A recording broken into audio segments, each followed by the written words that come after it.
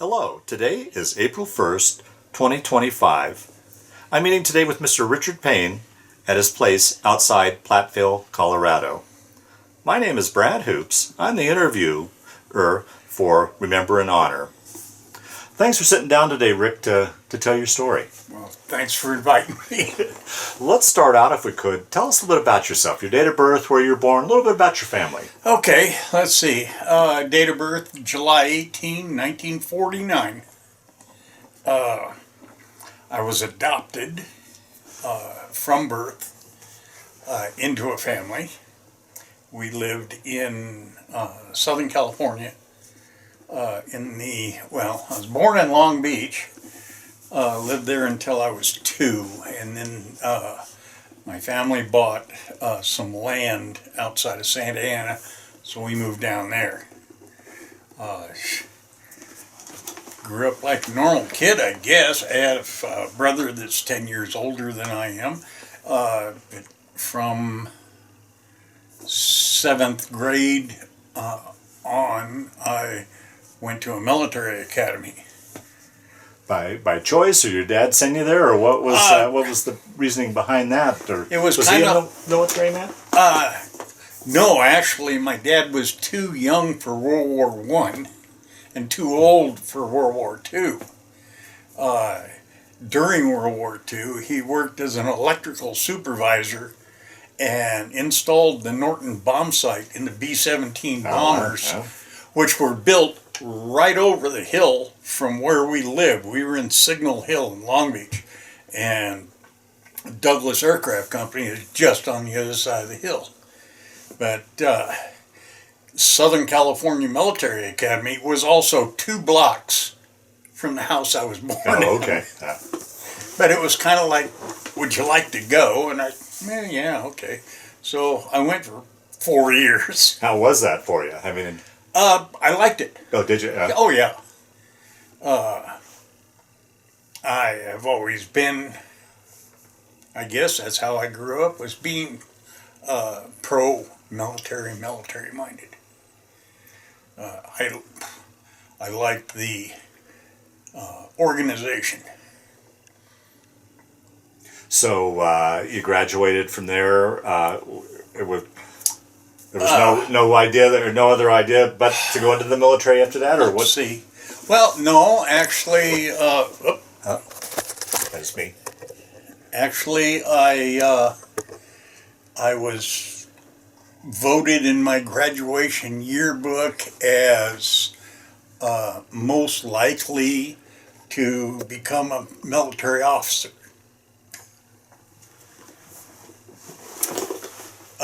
And I actually eventually did, but years later. After I graduated, I did attend another year of high school, and then we moved to Montana. We moved to Montana in, 1962 or 3, and I lived in Lincoln, Montana, population a little under 500, and finished my as much schooling as I took. I went through my junior year at Helena Senior High School in Helena, Montana, which I had to board in Helena. I couldn't, it's 56 miles to school. Oh, geez. And that was the closest high school. Really? Yeah. So that was actually what got me into the service. I have family history. My grandfather was a Marine. My great-grandfather fought at Gettysburg. Wow. So, in psychology class, which was homeroom first class one day, me being class clown, my teacher had pretty much enough of that and told me, why don't you just get out of my classroom, go join the service or something. So I got up and I left. I went down to Marine Corps recruiter and enlisted. went back to school, got one of those slips where you have to have all the teachers sign it. Oh, yeah. At what age were you when? I was 17.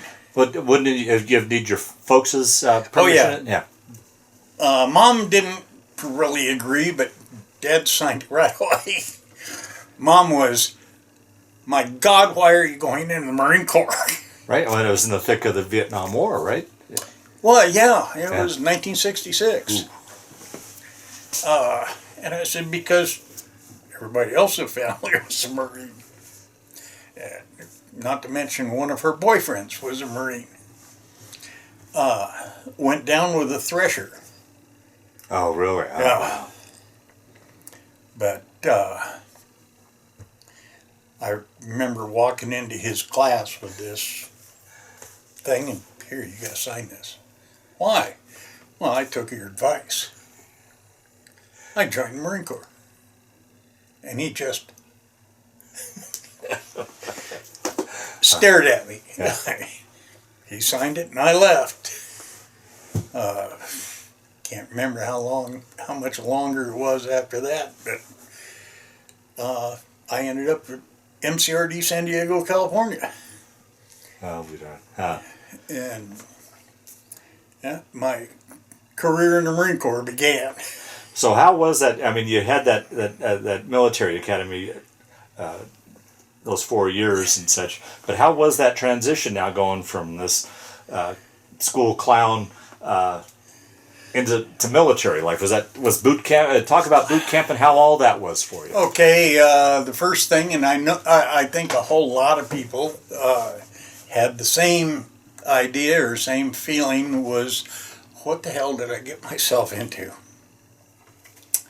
But because of Vietnam, our boot camp was only 9 weeks long. As opposed to what it should have, should have been normally. Before that, before they kicked it down to 9, it had been 11, and before that, it had been 13. Oh. So, yeah, they needed warm bodies in a hurry. I didn't have a whole lot of trouble acclimating myself to military life because I'd already had 4 years of military school. Didn't like getting yelled at, but you take it in stride. After I graduated, everybody, the night before graduation, your drill instructor will sit at the head of the barracks and he will give you your military occupation. He'll call out and say, Jones, you're a truck driver. Now, was that based on them just randomly placing you, or did you test was there any sort of testing that based that on? You do quite a few tests. I don't know if they take them into consideration. Back then you didn't have any way to say, I want to be an airplane mechanic and sign me up for it. Gotcha. You go where they want you to go. But he has a whole stack of orders, and it was, here, 0300 infantry, you're going to Vietnam. Here, 0300 infantry, you're going to Vietnam. And just started, calling names and handing them out. And he got to mine, and it was alphabetical, so I'm back in the back. Yeah. And he goes, Payne, you're going to headquarters Marine Corps, Washington, D.C. You're going to be a security guard. Really? Really? Why? I found out later it was because my dad, who was the head manager of an electric supply company in Southern California, had worked on the Saturn II missile, the rocket. Mm-hmm. Mm-hmm. And so I had a top secret security clearance. Wow. And so he goes, you're going to D.C. Okay. And I had a date certain that I had to be there. So it was one of those, well, you're not going to be able to take a 30-day leave. We're going to send you straight up to ITR. You're going through infantry training, and when you graduate from there, you have a date on February. You're going to be in. You better be in DC. And okay, I got 10 days leave instead of 30. Went through my infantry training regiment at Camp Pendleton. And then reported into Henderson Hall, headquarters, United States Marine Corps. Got measured for a set of dress blues and got put in a guard rotation. Huh. Wow. Was that a relief to get those orders? I mean, or it was still, doesn't matter where you're sent. It was still the uncertainty of where you're going. Why me? Yeah, you had to figure all of that out, and like they say in the service, the best duty station you'll ever have is either the one you just left or the one you're going to. So I just went with, what's this going to be like? And basically it was running guard. What I mean by running guard is you had a day on, a day off, a day standby where you had to be in the barracks, and then a day on again, and it just kept rotating. And it was not what you would consider a popular duty station. Spit and polish all the way. Dress blue uniform all day long.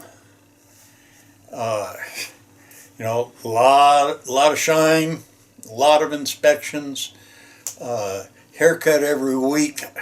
That was one of the first things they did when you got there was, and your haircut will be Wednesday afternoon. Huh? And you had no choice over what your haircut was going to look like. But I can't even remember exactly how long I was there. It wasn't long. But every month we had Vietnam quotas. And the admin sergeant would come through the barracks. Who wants to go to Vietnam? And it was, take me, Really? take me. Oh, yeah, everybody wanted out. Huh. And I had an in with the admin sergeant. I bought him cases of beer. Get a set of orders and get out. So, got my orders. I was still 17, by the way. Jeez. You can't go into combat until you're 18 years old. I was still 17. So they gave me my long-awaited 30-day leave, and they had it all figured out, right down, pretty much down to the day. You go home, 30-day leave, you got 2 days of travel, you get to staging battalion. At staging battalion, you're going to be there for 3 weeks. You're going to be 18 years old. Cool. So they sent me. I went home, dropped my sea bag. Couldn't stand my mother cried. Oh boy. Got back on a plane. Oh man. Went to Camp Pendleton, checked into staging battalion. Nobody asked me my age. And I arrived in Vietnam on the 28th of June, 1967. Did you fly over? Yeah, Yeah. Okay. 20 days before my 18th birthday. Oh really? Oh. Huh. But nobody said anything.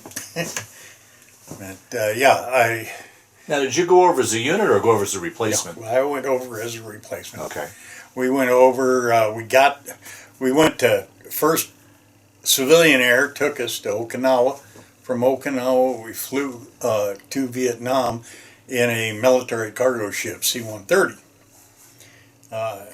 Got there and we lined up, and admin clerk comes out, and he's got a whole bunch of service record books, and he just starts calling people, and you're going 3rd Marines. you're going 4th Marines. And just kind of whittled the whole formation down. And it got to, when you get your orders, take off, it got down to, there were 3 of us standing there. And the guy came out and he gave us our things and he goes, I'm sorry, you guys. You're going to 1-9. You're going what? 1-9. 1st Battalion, 9th Marines. The Walking Dead. Oh, man. And you knew at the time what the 9th meant? No. Or? Oh. No idea.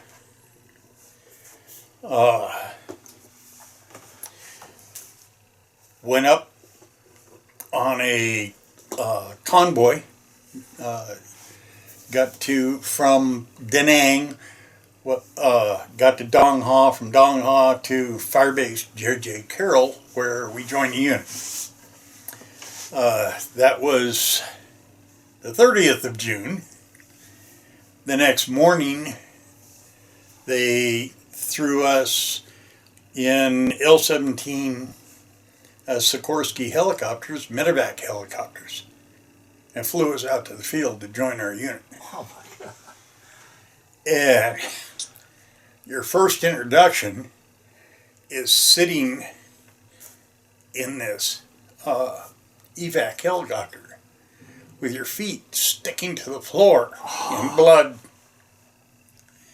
When we got there, they just pretty much kicked us out the door at almost 10 feet in the air because they were not landing. We actually, the unit was under fire at the time. Not a whole lot, but we arrived. You know, here you are. You know, you're going 3rd platoon, 3rd squad. It's over that way. So went over, joined everybody. I don't remember too many names, but this is what, the 30th of June?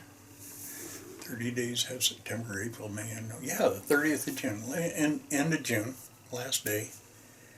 And on the 2nd of July, we kicked off in a hammer and anvil sweep through an area north of what they call the Trace. There's a 1,000-yard bare patch in the middle of the jungle right at the DMZ. They call the Trace. It's 10 miles long, 10 miles long, 1,000 yards wide. Huh. It was they called it McNamara's line. He had thought up this idea that we're just going to put barbed wire in there, a few gun towers, and North Vietnam's not going to be able to get south.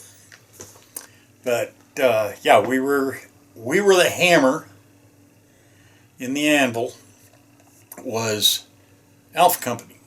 We're Bravo Company, and they're out here, and the idea is to push towards Alpha Company, and you beat against the anvil anything that's in the middle. What we didn't really, were roughly 120 guys.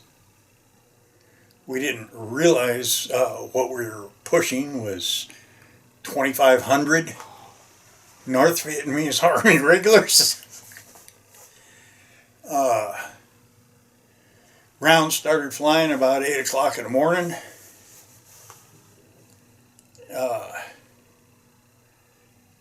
Our company headquarters, with all our officers in Bravo Company. Bravo Company, they were dead in the first 5 minutes when the heavy shit started. We spent half a day just trying to stay alive on the side of a ditch.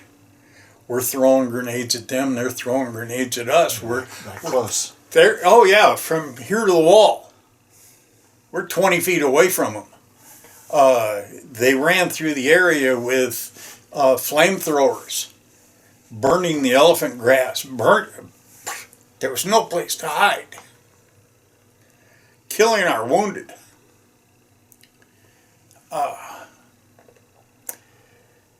We finally, I don't remember a whole lot about the battle, but I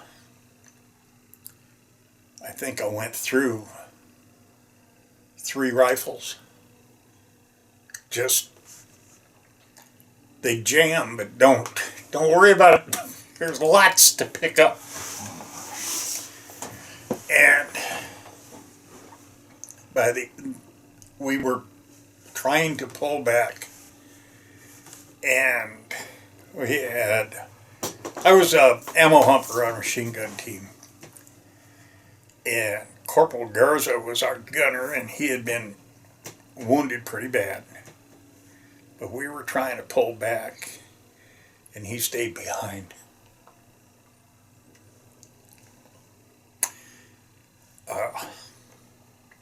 We heard the gun go until we didn't hear it anymore.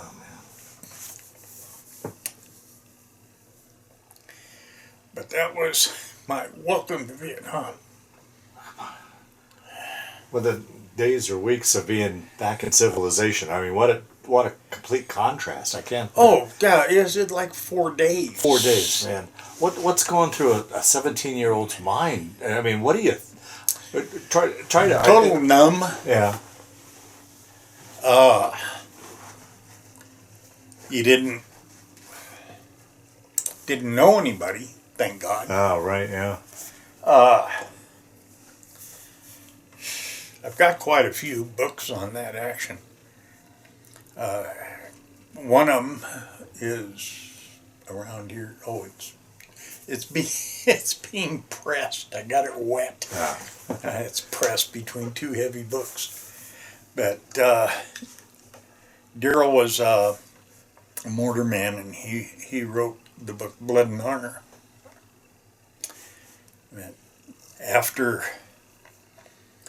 Buffalo, they pulled us back, brought in tanks, got us out of there, pulled us back to Con Tien, which was a fire base right there on the DMZ.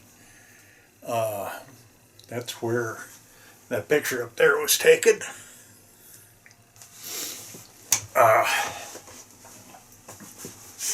And then from there back to Camp Carroll. I guess in World War II they called it refit, resupply, new people.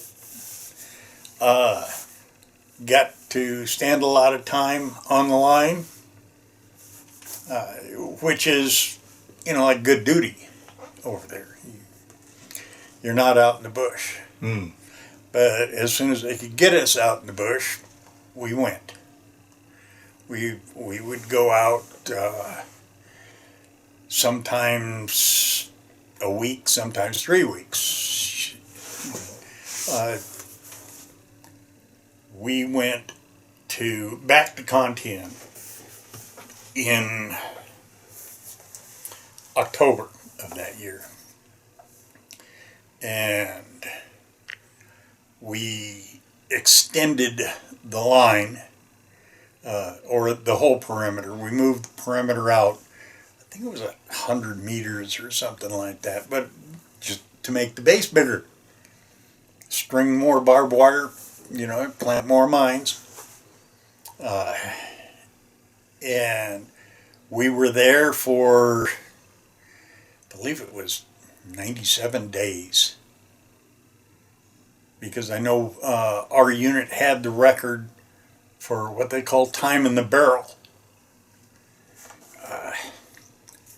We would sit there. They would shoot at us and we'd shoot back at them. Heavy artillery, tanks, things like that. No real small arms action, which is firefight not that bad. You don't have to think in a firefight. you react. But waiting for 120 and 130 millimeter heavy artillery and rockets when you can hear them on their way in and you can't do anything, that was bad. Oh, yeah. Didn't you develop the sense of, okay, that one's, from the sound of it, that one's going, or that... Oh, yeah. You would hear, when they started coming in, now this wasn't at Contien, this was at Camp Carroll, and we had just come in from an operation. When you get in from the field, you get issued beer. They bring truck and trailer down to the area, and every guy gets 2 cans. So you all crowd up around the trailer, and he hands you 2 cans of beer. Yeah. And, okay, get out of here. Hopefully cold. Well, Jeez. it was, they had ice packed on top of all this, but when you're sitting there, 20, 30 cases of beer, it's not. Yeah. But I had a real good friend, James Wardrobe, and James Richard Wardrobe. I went back and I'm standing, and he goes up to get his 2 cans of beer. Okay, come back with his. I said, here, hold these. Get back in line. Well, we got caught after we both had probably a 6-pack. Get out of here. We went back and went back to our area, and we were sitting in a trench line outside tent. And these where we were in these big GP tents, 18 man. Of course, they stuff about 30 guys into an 18-man tent. But so we were sitting out on sandbags drinking our beer, and somebody came by. I can't remember who it was, but somebody with authority. You Marines need a haircut. Okay, sure thing. Where the hell do we get a haircut in Vietnam? Well, you had to run to the supply tent and get these clippers that were like sheep shear clippers. You pulled them like this, and all you could do really was run it through around your ears and shorten your hair a little bit. But anyway, I cut his hair and he cut mine, and we drank our beer and ate supper, and it was a little bit after supper time that we ate. They were still feeding in the mess hall. Never liked eating in the mess hall. That's bullseye. Oh, right, yeah. So we were sitting out on berm, and you hear way out there, boom. Did you hear that? Boom. I heard that one. Boom, boom. Boom, boom, boom. 12 seconds. You get to listen to it for 12 seconds. And it sounds like a freight train coming over your head. If you hear the freight train, you're okay. If you hear that round coming in, it's pretty much far enough away, but you want to be down the hole. We were down in the trench line, and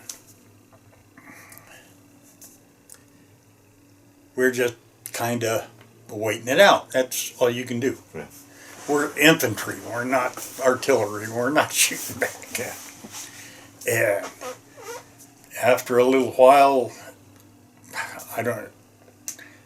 officer came by, our platoon commander, and he says, they have sappers in the wire. Get your gun, set it up here, secondary line of defense. The zappers meaning? That means they got gooks in the wire, trying to cut the barbed wire, Gotcha. trying to get through the minefield. They're coming on foot. Okay. So we run in the tent and already had flak jacket. You never take that thing off. Grab helmet, grab machine gun, grab can of ammo, head back out to the trench, and I turned around to go second load, and Wardrobe's coming out of the tent, and a 120 rocket landed in between us. Picked me up, blew me backwards over the trench line. I got 3 pieces of shrapnel. I thought it was 3 pieces of shrapnel. I didn't learn until later it wasn't. But anyway, I got hit in the leg. And I got up and I couldn't hear anything. You know, couldn't hardly see anything. You're just... Somebody hit you in the head with a baseball bat. You know? But Ribs was laying on the other side of the trench. And I ran over and I got him and I pulled him back into the trench line. Before I noticed that he didn't have any legs or hips. He'd been completely cut in half. And he was dead.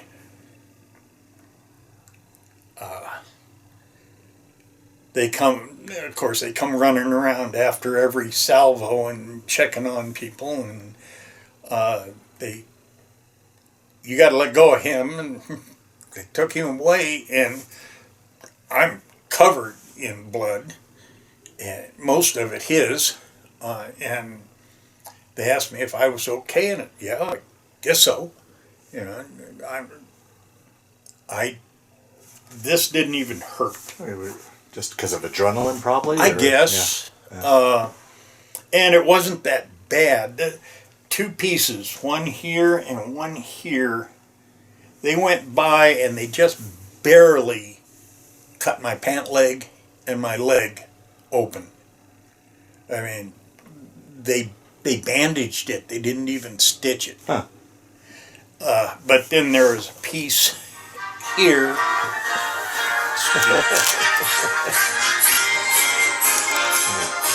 Did you get that?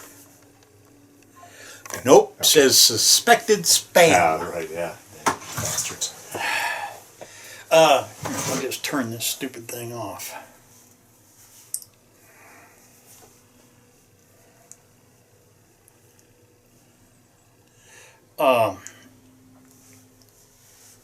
But they did take me over to Battalion Med, and I walked over there and have a seat, sit down. So I grabbed a helmet and sat on it. Well, that was our chair. You turn the helmet upside down, and sit in it.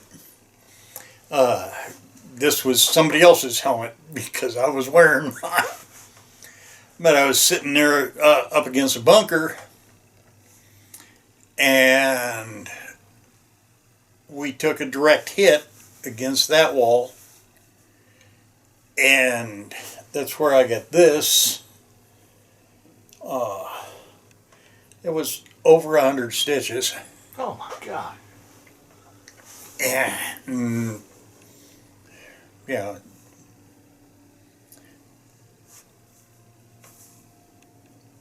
I don't know.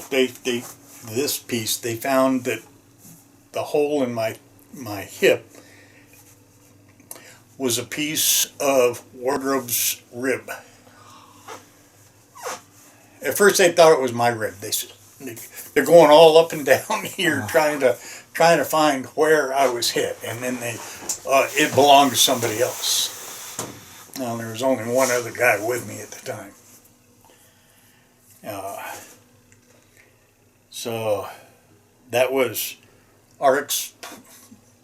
basically I'd say that was about the worst of the excitement for quite a while, because after that, most of our time was line duty. Well, stopping you here though, with those wounds, were you medvaced out to? Or Nope. you stayed right on there? At the Oh fire? yeah, I was just bandaged up. Yeah, but you had 100 stitches up here. Oh yeah, they my helmet didn't fit for a while, and I was on light duty, but nothing was really, no broken bones, no severed intestines, none of that stuff. Trigger finger still works. Yeah, you didn't lose an arm or a leg, so take a week off and you're back in the fray. We, like I said earlier, in October, we went out to Contienne, and that's where that picture was taken. That was a Life magazine photographer. Oh wow. Well, actually, he wasn't at the time. He was a photographer for Leatherneck magazine, Marine Corps magazine. But we went out there and line duty, security for a fire base. So we ran patrols in the daytime and stood the wire at night, and you got shot at a lot. Heavy artillery.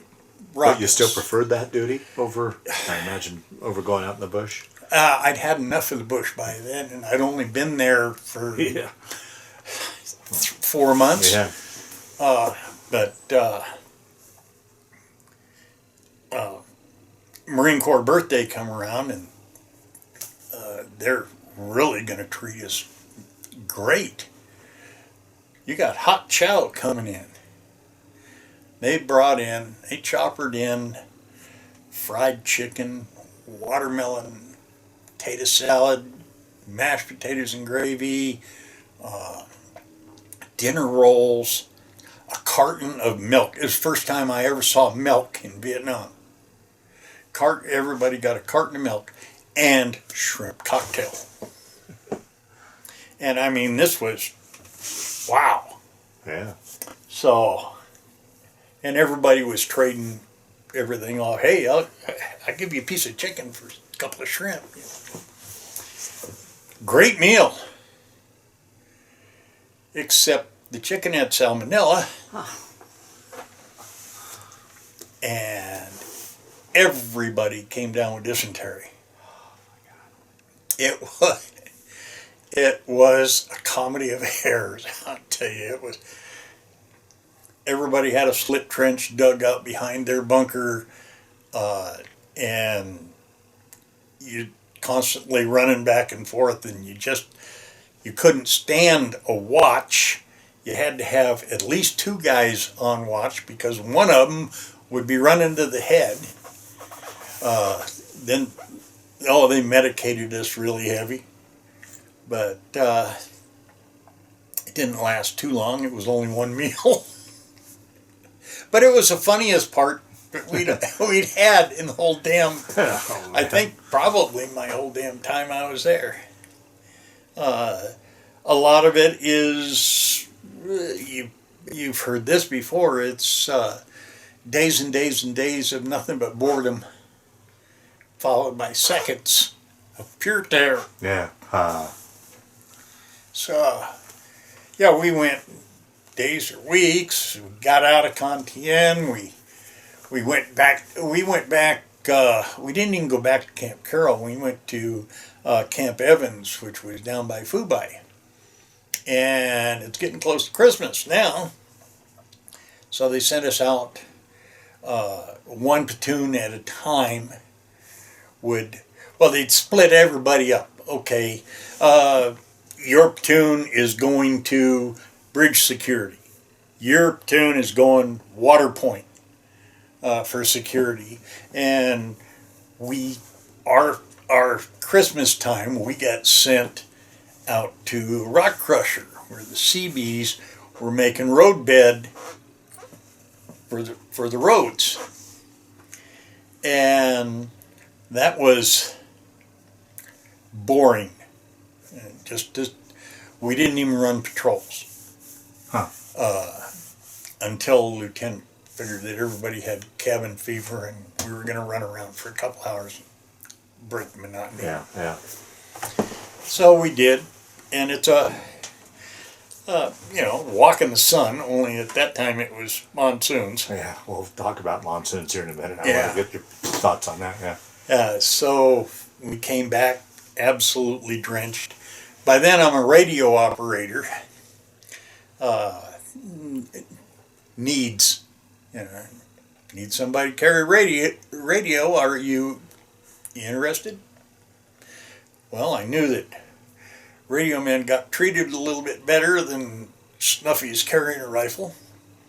It was platoon radio operator, so I got to stay in the CP, which was always dry. So yeah, sure. But at the same time, weren't radio operators kind of one of the number one targets with snipers and such? Yeah, but as platoon radio operator, you didn't have to go out on squad patrols. Okay. You only went out when the whole platoon went out. So I didn't have to go out on walks in the park, but I did this one day, and it was raining really, really hard. And we got back, and you couldn't get any wetter. And so I took off my uniform inside my bunker, hung it up on the wall, and took some C4, plastic explosive, and lit a ball of it on the floor in the middle of the bunker, tried to dry out my clothes. Oh my God. Then I went outside and took a shower in the rain. Well, I used a little bit too much C4. That's when we were getting the plastic sandbags, and the sandbags had melted on the inside. They still looked like sandbags, but if you touched them, they'd just fall apart, and so did my uniform. It was so rotten, it had dried, and it was cloth rot. Yeah, yeah. So had to have a new uniform choppered out because there's no such thing as supply where we were. And that took a few days, so you're running around half naked. But that was all basically fun and games, and we had Christmas there. I got my orders for R&R. I never did get an in-country R&R, but I got an out-of-country R&R. Oh, good. Where'd you go?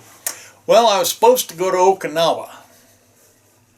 That's what my orders were cut for. Oh, so you didn't have a choice of Okinawa or Hong Kong or Australia? Oh. No, you just got orders. Where am I going? Oh. But you could get that changed, and I did. I got down to the R&R Center in Da Nang, and you could put your name on standby. So I put my name on standby for almost anywhere in the world, all the R&R places, because I just didn't want to go to Okinawa.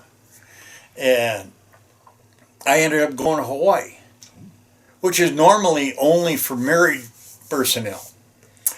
And you get 2 extra days. It's 7 days instead of 5, because it's so far away. Yeah, So I got to go and spend 7 days in Hawaii. And what's that like? I mean, you're out in a war zone in the jungle in a third world country, and then within a 12, 15-hour flight, you're back in civilization again. I mean, it's got to be kind of a culture shock, I would think, or no? Country mouse meeting city mouse? Yeah. That kind of thing. A lot of, you can't believe, even though you grew up Yeah. in that life, this is just several months later, but even still, it's, wow, people walking together down the sidewalk. Cars. You go out on patrol or something like that, you're 15, 20 feet away from the guy closest to you, Separate, get apart. One grenade will get you all.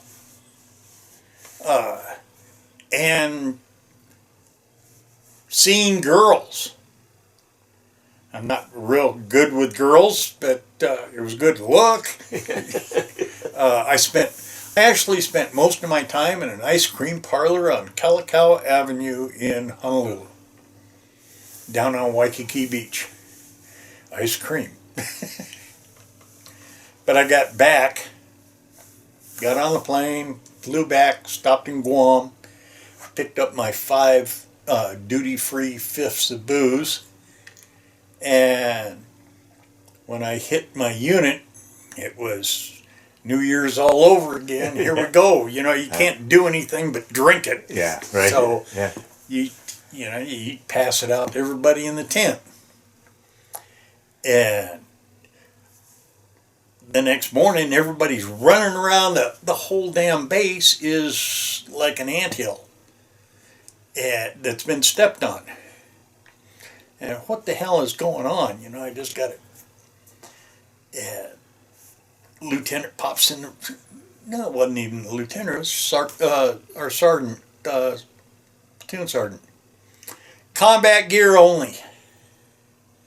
Pack it up, get ready to leave, 15 minutes. Where are we going, Sarge? Pack your shit. 15 minutes. And they farmed us up, ran us down to the helipad, and a big old 53 Jolly Green Giant comes down, lands on the pad.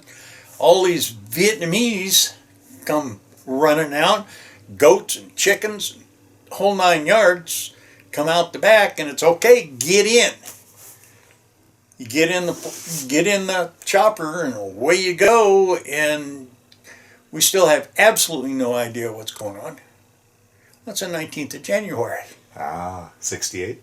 68. Case on. Oh! That was, we landed... For those that are watching this that may not know, that's the start of the Tet Offensive, correct? That is the start of the Tet Offensive. And we landed in Quezon an hour after they blew the ammo dump, and tear gas all over the base. We had no gas masks. They put us out on the lines for the night and said that we would, get our own area tomorrow. So they ran us in with the 26th Marines. I think it was Delta Company. And we just shored up their lines, and hey, everybody got an extra couple hours sleep that night. Because you got more people to stand watch. Then the next day we went out to a place they call a rock quarry. It's where they quarried all the rock for the landing strip there at Quezon. And it was rock. They told you to dig in. You probably dig 6-8 inches. That was it. It's solid rock underneath, so you don't dig, you build. It's sandbags and rocks. So you have to build your defensive position. And we were there I was there for a little over a month. Really? Yeah. I got orders for, they called it CAG, Combined Action Group. And I'd been on the line more than 6 months. And you can request a transfer at 6 months. And I just told Lieutenant Fielding, I said, hey, I've already got a Purple Heart. Don't need it anymore. Yeah. And so I kind of like to, I heard those CAG guys have it pretty easy. They get to live in the village. They're basically village security, and you train Vietnamese popular force troops, or we called them Nhiec Quan, and it was supposed to be really scary. That's what all we heard. That's the best duty in Vietnam. Huh. It's safe. You get to sleep all night. You know, every plus in the book. I got orders there. Okay, so they send you to Vietnamese language school. 2 weeks. By the time you get out of there, you can pretty much say, drop your gun, give me your ID card, don't shoot, give me a cigarette. That's about it. And so I spent from, that would have been late March of '68 until September of '68 with a CAG unit, actually 3 CAG units. I first went to, our call sign was Rhea Point, so I only know them as, I was at Rhea Point 4. And we were there, and then all of a sudden we weren't. Truck pulls in, officer gets out, tells the NCOIC, non-commissioner, or sergeant, and he says, I need 2 people. Hey, first hired, first fired. You know, go grab your gear, get in the truck. Where are we going? Oh, we're going to go start a new unit. He was picking up 2 people from every cap unit down the road, because we were all on Highway 1. All the villages pretty much are, and you've got a bridge or you've got a village, or there's a reason for each unit to be there. And we picked up all the guys along the way, and then they stopped and says, okay, get out. And got out, and alongside the road, the CBs had come by with their roan plow, which is just a huge bulldozer, and carved a section out across the railroad tracks or down the side of the railroad tracks and flattened out the ground where, well, where's the compound? This is it. You gotta build it. So it was dig holes, fill sandbags, run patrols, daytime killer patrols at night. But it was good duty. They just didn't tell you that all those advertisements that we used to hear ain't true. It's like more than 85% of the guys that went to CAG were wounded at least once. More than 50% of those were wounded twice. It was not it was not an infantry operation. They called it small unit operations. You had a squad, 14 Marines, with about 40 Popular Force soldiers. Now the Neuk ones are basically the National Guard. These are weekend soldiers. They come in the morning. They live in the village. They go home at night. A few of them stay. You've got about half of them that stay every night, and they switch off. If you get in a firefight, forget them, because they're not going to be there. Yeah. They're going to boogie. But it was again small unit operations, but more walks in the sun, more moments of terror, and lots of boredom, lots of time down at Mama San's drinking beer. But like other previous wars, there was a front line, where in your situation there was no true front line. I mean, even in those villages, how could you tell friend from foe? I mean, could you ever let your guard down? I mean, no, we were attacked one night, and I've heard this and read it in books. Actually happened to us. we killed our barber. Okay.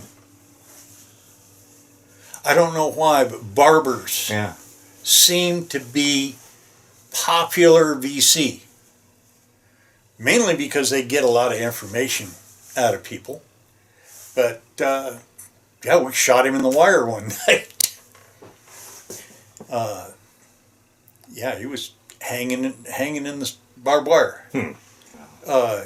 And most of the villages, I wouldn't say all of them, but most of them were pro VC. Wow. A lot of sympathizers. Yeah. But that's why you're there. Some people called us the hearts and minds. And it was, you want hearts and minds, you grab them by the nuts. Their mind and heart will follow. Yeah, right. Yeah, but we did do things like new roof on the school, help fix up the church. We blew a well, actually set explosives down in it so that we could get down, dig it up, and get more water. We help people. We pass out rice, food, and it was actually fun. It was enjoyable. And we didn't care if they hated our guts. They smiled at you, you know. There were non-sympathizers as well as sympathizers in the village. It was, I don't know what the mix was, but you had people that would, they would come up to you on the street and just say things like, they're coming in for rice tonight. And, okay, so we set up an ambush down by the warehouse. Okay. The chief of police was definitely not a sympathizer. And the village chieftain, elder, whatever they called this guy, he wasn't a sympathizer. We used to get invited to dinners at family homes, friendlies. It was like being home, only carrying a gun. Oh, man. And I was out one night, a 3-man ambush. That's a small unit. When you only got 14 guys, you run patrols, they're 3 and 4 guys. And the 3 of us, and I think I had 6 Neoquan. And we went out and we set up an ambush. And we were just sitting in, we just finished, like, you break all the rules. Okay? You got out there and laid a poncho liner down and your hedgerow. Yeah, so we were protected from sight. We were in an old dried up rice paddy.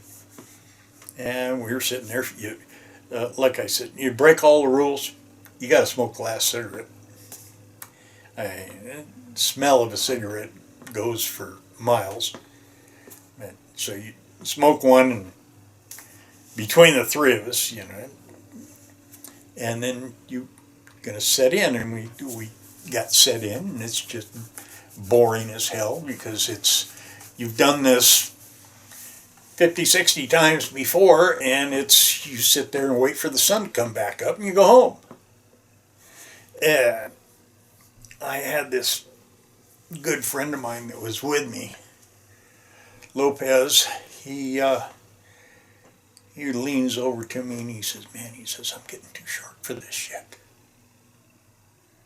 And I looked at him. I says, "Lopey, You take your days and you cut them in half. Cut them in half again. I'm still shorter than you are. And about that time, I got tapped on the shoulder. I was a patrol leader. I got tapped on the shoulder. It was one of my Neoquins. And he said, VC, I die. That's it. They're here. Where? And a guy walks up to the hedgerow. And I'm looking at this guy, and he's 10 feet away. And he's carrying his rifle like Daniel Boone, in the crook of his arm. And he's just looking around. I thought it was a Neoquin at first. And I started to get up and ask him, what are you doing out of the ambush? And then I realized he's wearing one of those. Oh, yeah. That's a North Vietnamese Army pith helmet. Wow. So that's not a Neoquin. That's a gook. So it was get up a little bit closer to that hedgerow. And we're sitting there, and Lope's going, what are we going to do? I mean, these people, he goes,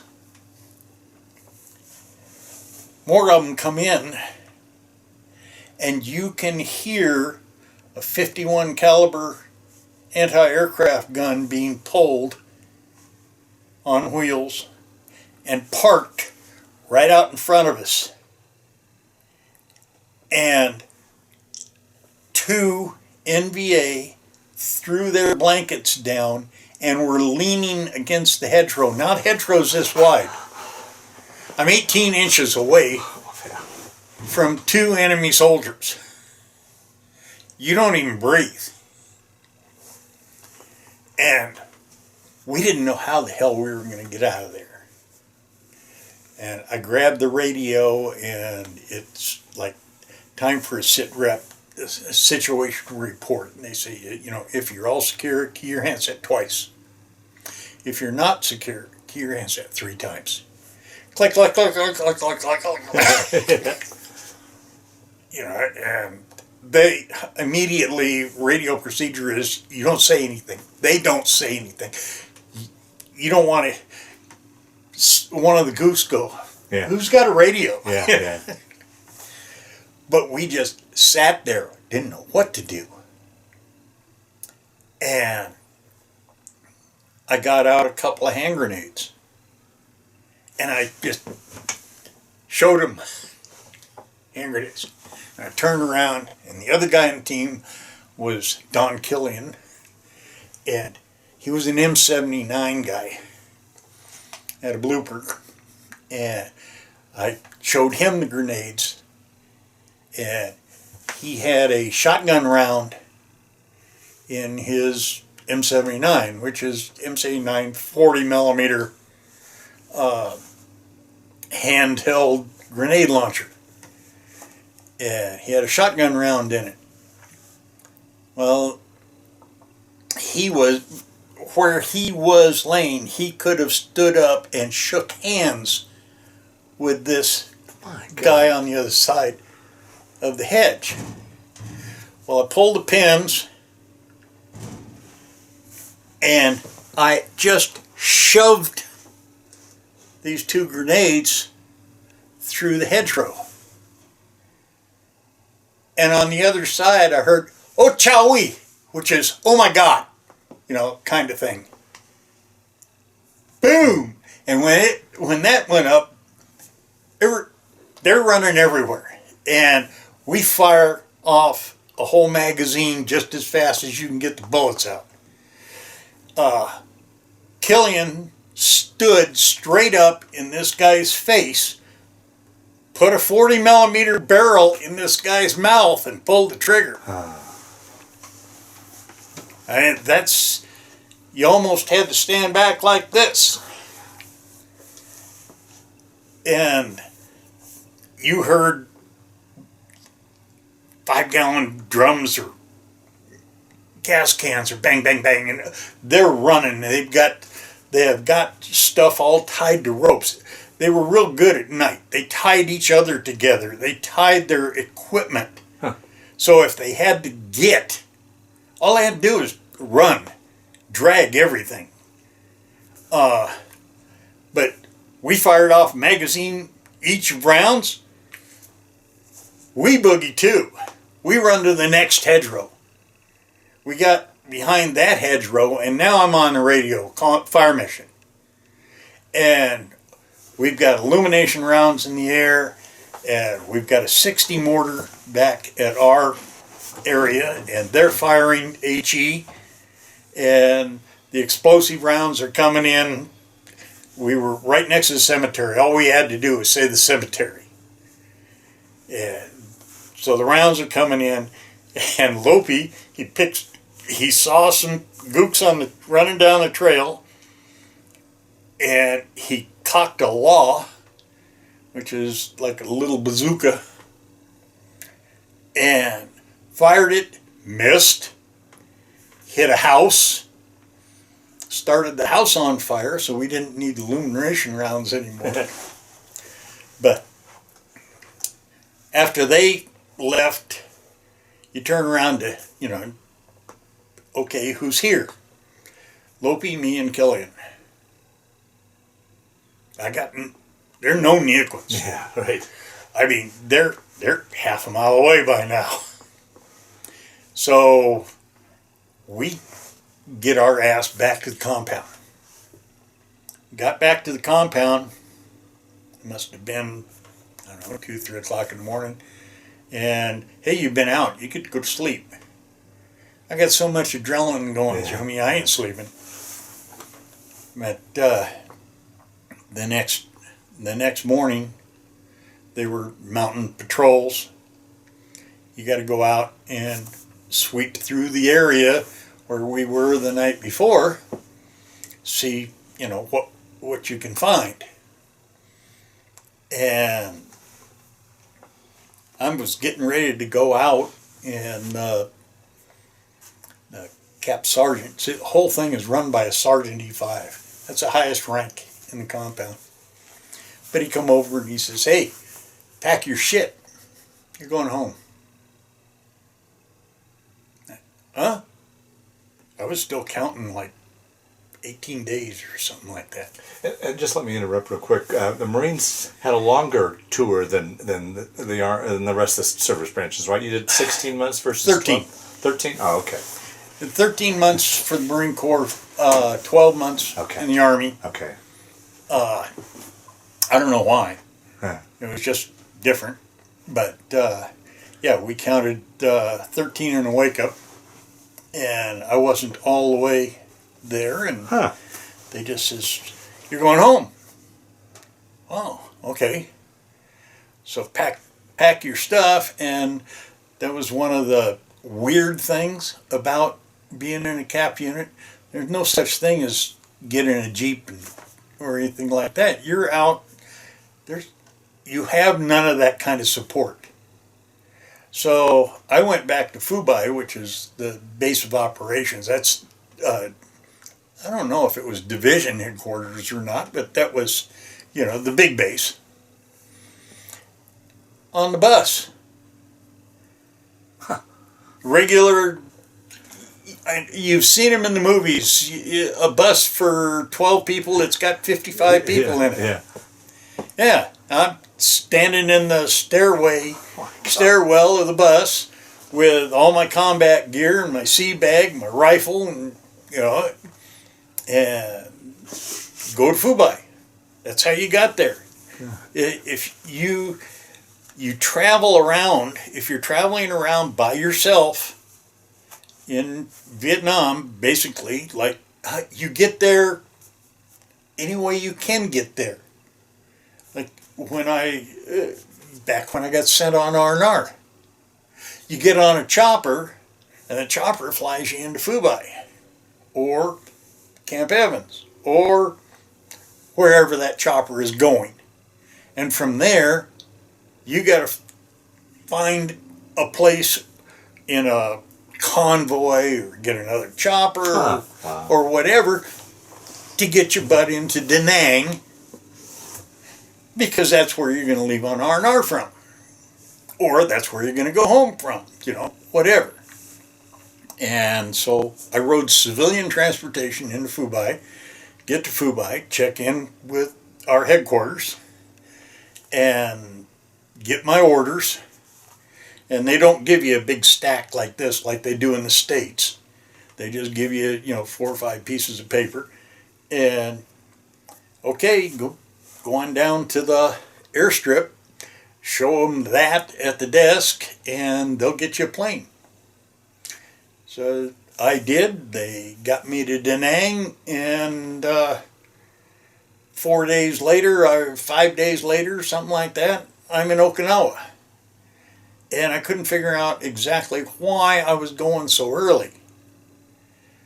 Well, they had kept some guys and accelerated some guys, all on their rotation dates. We all got to Okinawa, and we had to wait around for 2-3 more days while more people came in, and they told us, you guys are now the 27th Marine Regiment. This is the end of the Vietnam War. It's only 1968, but this is when Nixon started the drawdown. They pulled out an entire unit. They didn't pull out anybody.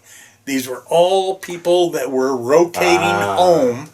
They were taken out of whatever unit they were in. They were placed in limbo. And then, okay, you guys are now the 27th Marine Regiment. And that's how we came home, as being the first Marine unit in the drawdown to come out of Vietnam. Nobody knew anybody. Everybody was, strangers from different units all over the Nam. And we got to march in a parade in San Diego before we got to go home. And luckily they housed us at the recruit depot down there.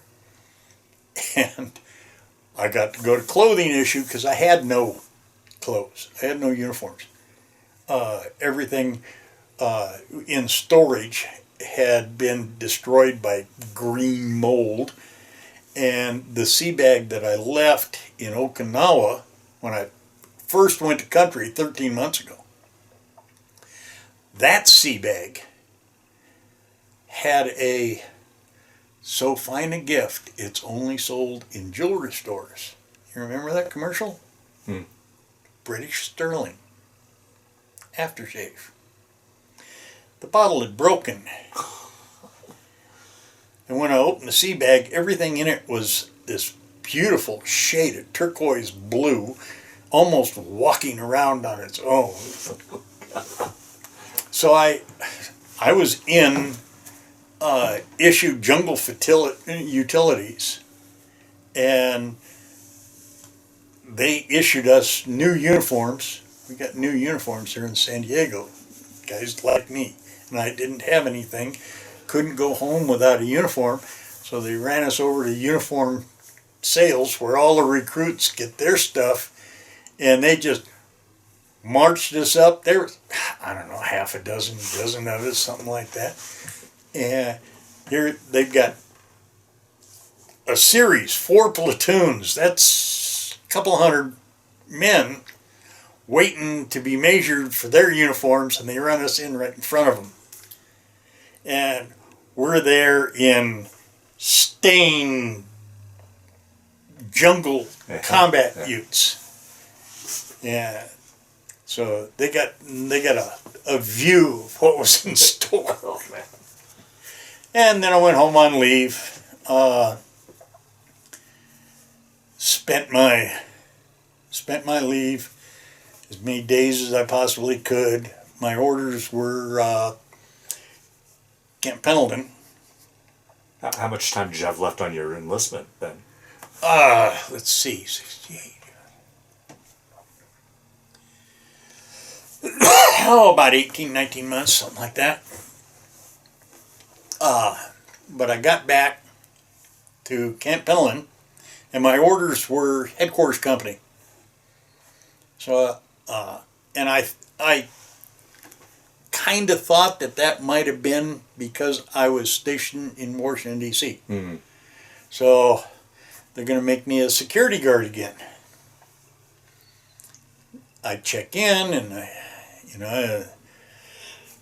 the admin sergeant's checking me in. He's, well, why am I, I'm a grunt. Why am I, here at headquarters company? He says, we're going to make you a base game warden. He says, you're just coming back from Vietnam. We're just, we're going to be real nice. And it's probably one of the best duties on base is you're going to work for the game department. So for basically the rest of my enlistment, I was a game warden. And all I had to do was drive around the base and look for poachers and stuff like that on real game warden days. But most of the time, I was catching dogs down in Navy housing because base game warden reads base dog catcher. Or chasing civilians off the beach and stuff like that.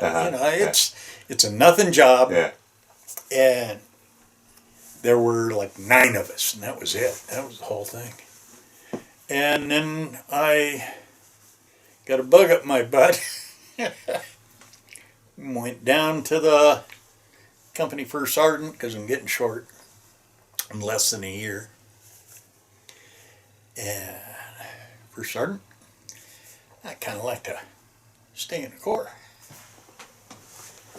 He goes, what would you like to do? I'd like to go airborne. Hey, I'm still 19, Yeah. I just came back from Vietnam. I'm 10 foot tall and bulletproof. Yeah, right. So, okay, we can arrange that.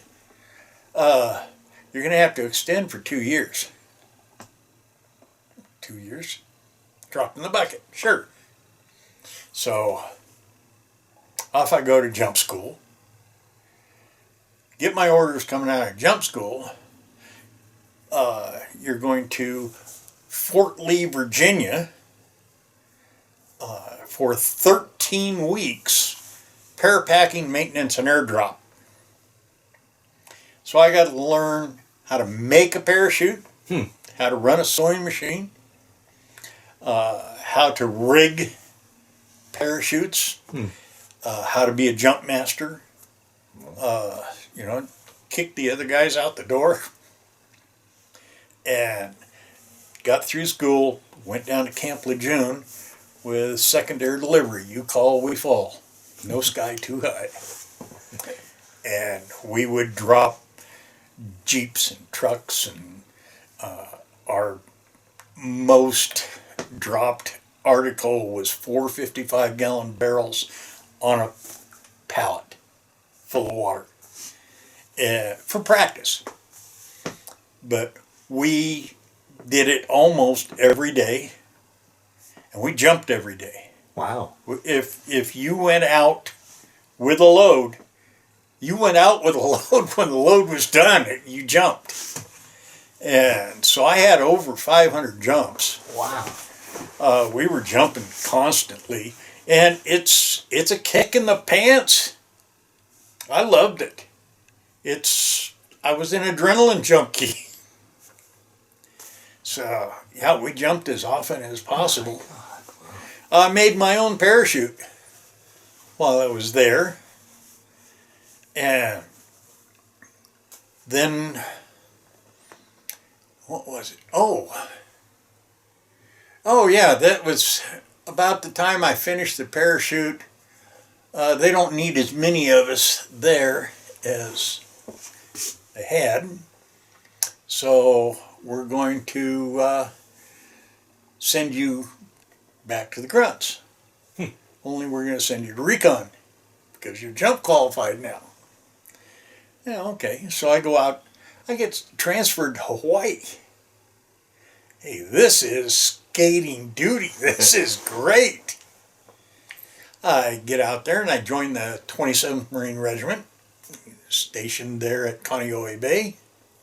I'm an Alpha Company, which is the recon unit, company recon. It's not force reconnaissance. It's not the real snoop and poop guys. And that was a week in the field playing grunt, and then a week in base doing, believe it or not, classroom stuff. Huh. What to eat in the field when you don't have food, how to find food, roots, vegetables. We had all sorts of classes. That's what the Marine Corps does, is train you for different things, and they can't keep you in the field all the time. So it's a week in the field and a week back in the back. And then a week back out in the field again. We used to go to Pakaloa training area all the time. And I'm out there, and now enlistment's coming to an end. Gee, I'd certainly like to be an NCO. What do I got to do to be an NCO? I'm Lance Corporal. I've been a Lance Corporal for 2 years. They don't promote in non-combat situation. Marine Corps very seldom was promoting anybody for anything. Anyway, unless they needed somebody. We need a corporal, we don't have one.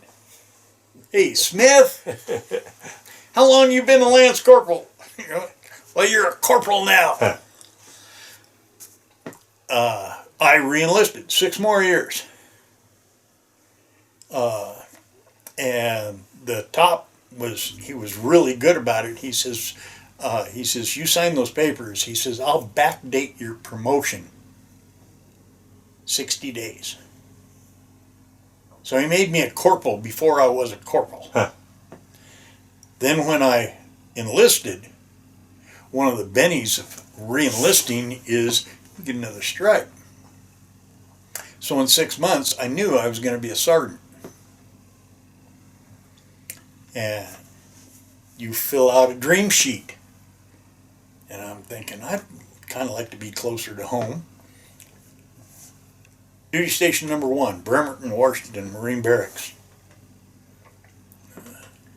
Duty station number 2, what was it? It was another Marine unit on the West Coast. Duty station number 3, MCRD, San Diego, California. And I thought, I could go home like once a month. And of course, they gave you your third choice, duty station number 3. And I got down when I got to San Diego. They says, we don't have any real use for grunts. So, especially airborne grunts. So, we're going to make you a projector repairman. We're going to send you out to training aids library, and you're going to go to school and learn how to repair film projectors.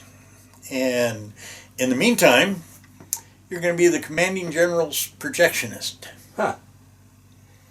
So that's what I did for, it was only like 3 months. Went out there and played like I could change light bulbs in a movie projector and go to the officers club every once in a while and show the officers training film. And the admin sergeant calls the library. Our company headquarters is all the way on the other side of the base from training aids library where I worked. And I'm married at the time and living off base. So he calls me up. You're wanted at the company office. So, okay, so I get down. The company office is next to the commanding general's headquarters. And very seldom do we ever go on that side of the base. And I got down there. And, okay, here I am. What do company first sergeant wants to see you. I didn't do anything. I'm innocent. Okay. Go and bang on the hatch. Sir. Corporal Payne reporting as ordered. Come on in. He doesn't sound mad. So I go in, stand tall in front of the desk, and he goes, we found a place for an airborne grunt. Okay.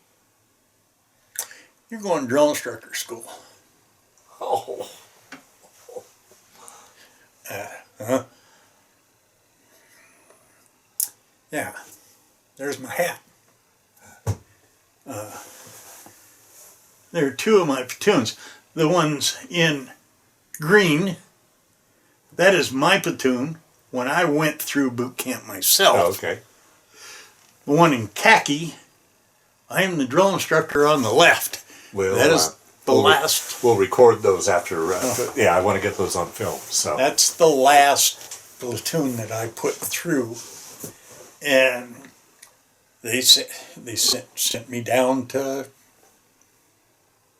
DI school. Huh. And you have to go take a verbal interview, verbal test, oral examination. Okay. And the lowest rank in this cadre that sits on one side of the desk and you stand on the other is a captain. So you get captains, majors, and lieutenant colonels on the other side of the desk shooting questions at you. I'm there in my dress greens. You want to dress fancy and look good. And everything was going fine, and then somebody says, Corporal, who in the Marine Corps is authorized to wear Corps-Fram dress shoes? And I says, sir, staff NCOs and officers. He says, what's on your feet? Corps-Fram dress shoes. He says, you pass this interview, you can keep wearing them. But you'll get rid of them today. Yes, sir. Well, they sent me down to DI school. When I graduated from DI school, my wife gave me that sword.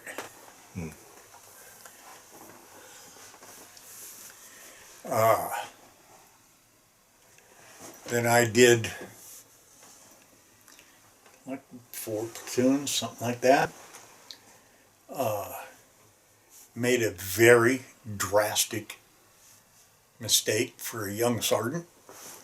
I punched a private in the chest and I cracked his sternum.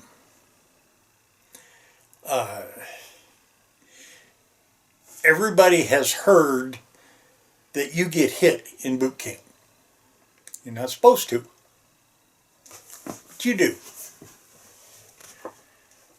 I used to tell my platoons, standard operating procedure says I can't touch you except to adjust your position in ranks or your uniform. That's it. But that's not everything I'm going to do. But I will tell you that my career means I don't want to see you dead on the battlefield.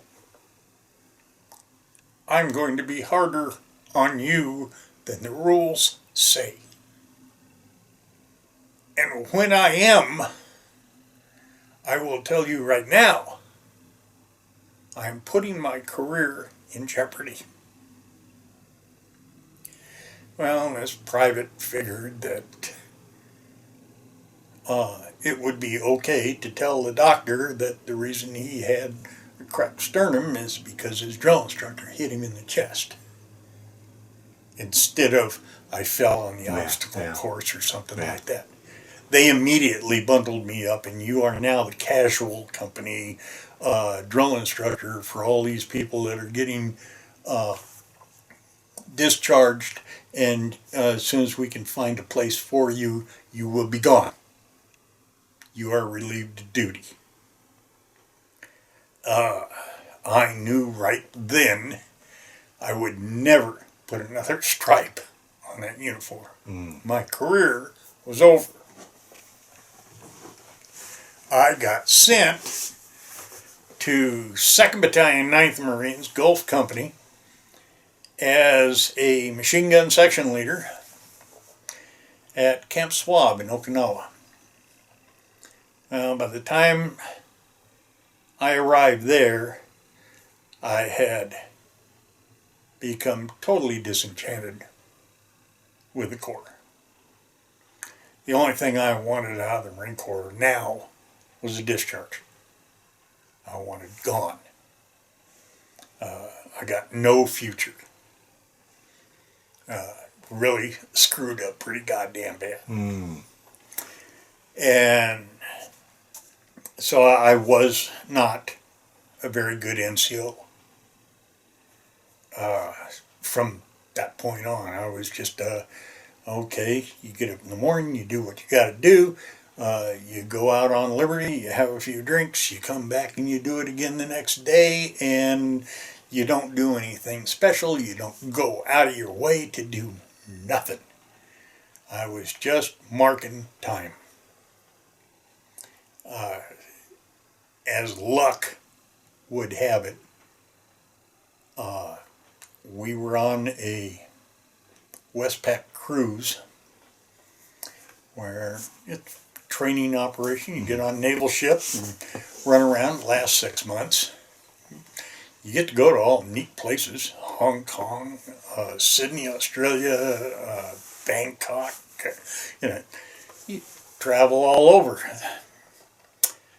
My wife knew exactly what was going on, that I was disillusioned and everything, and then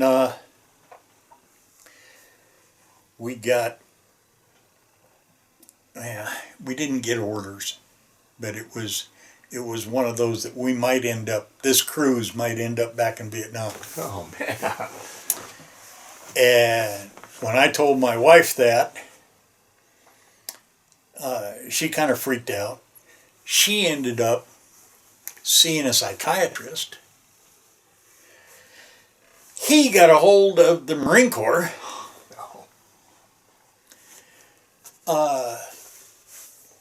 Sergeant Payne's wife is, I can't remember how they put it, but she's a nut job.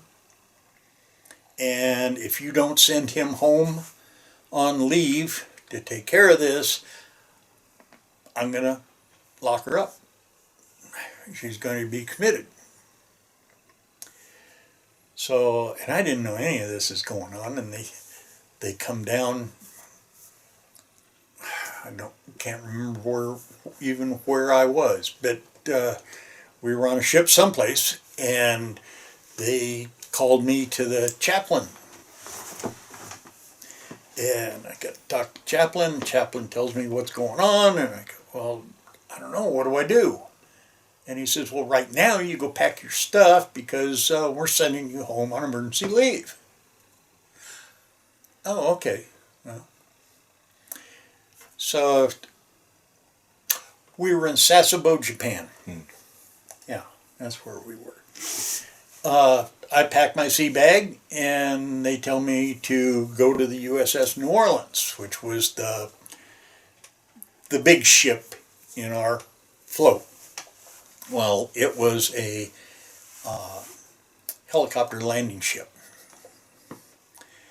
And they put me in a helicopter and they flew me to Yokosuka, Japan. And from there, they put me on a C-5A, biggest airplane in the world at the time. flew me to Seattle.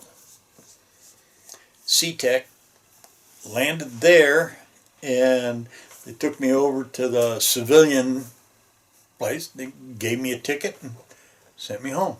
I was home on 30-day leave.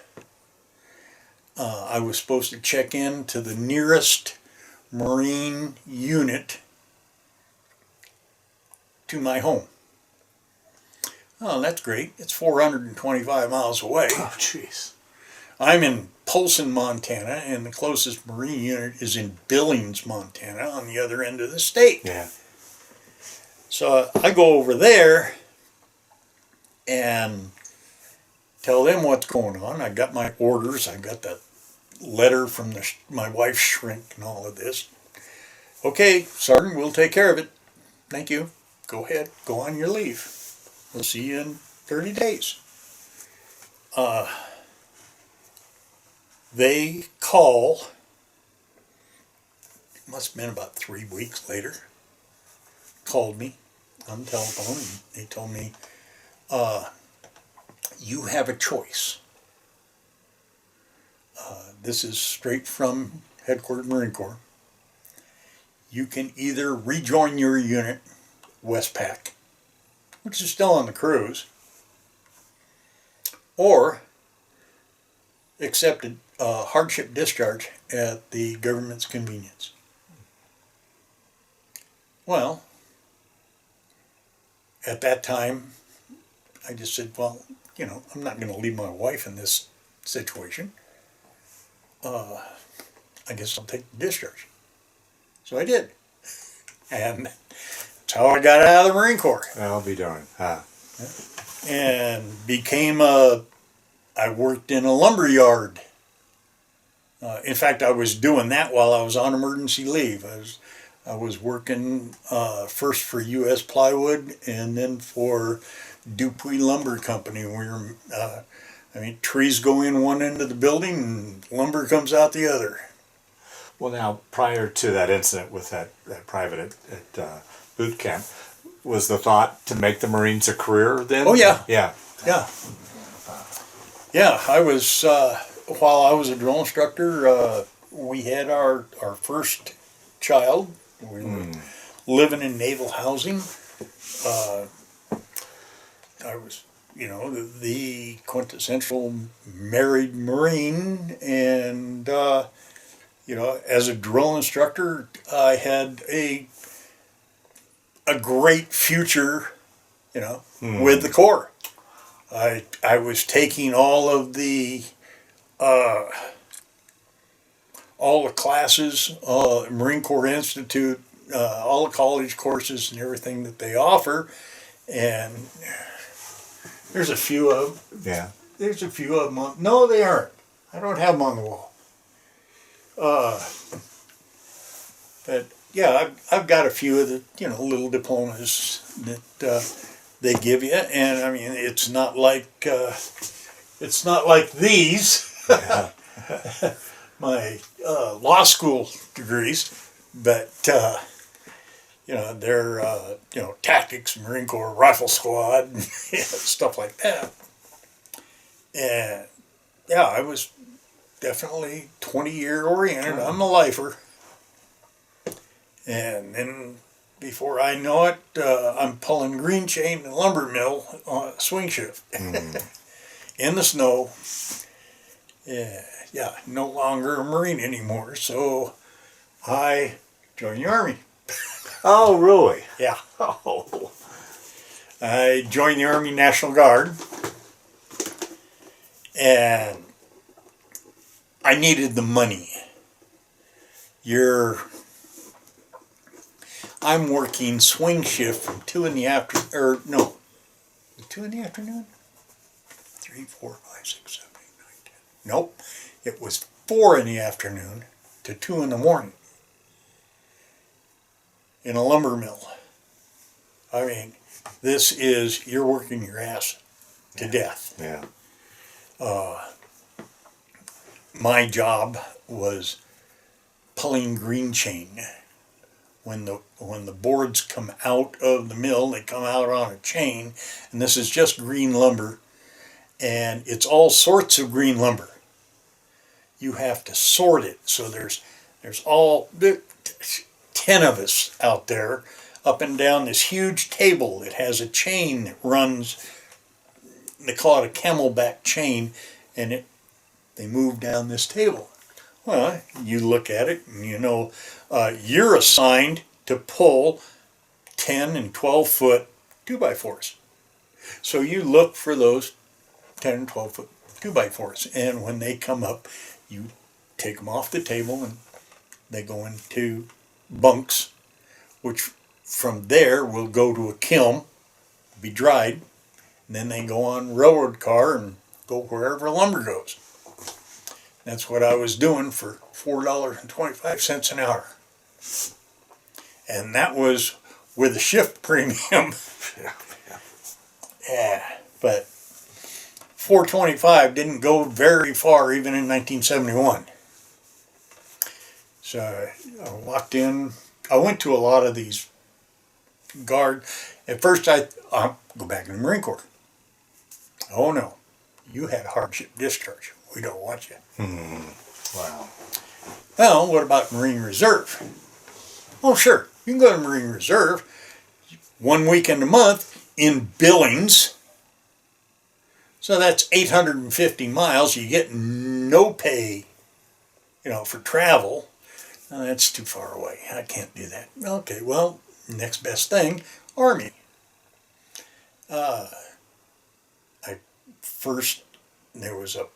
I'm living in Polson, Montana, and there are 2 Army National Guard units within an hour. One was a truck driver's motor transport unit. And I thought, well, hey, money's money.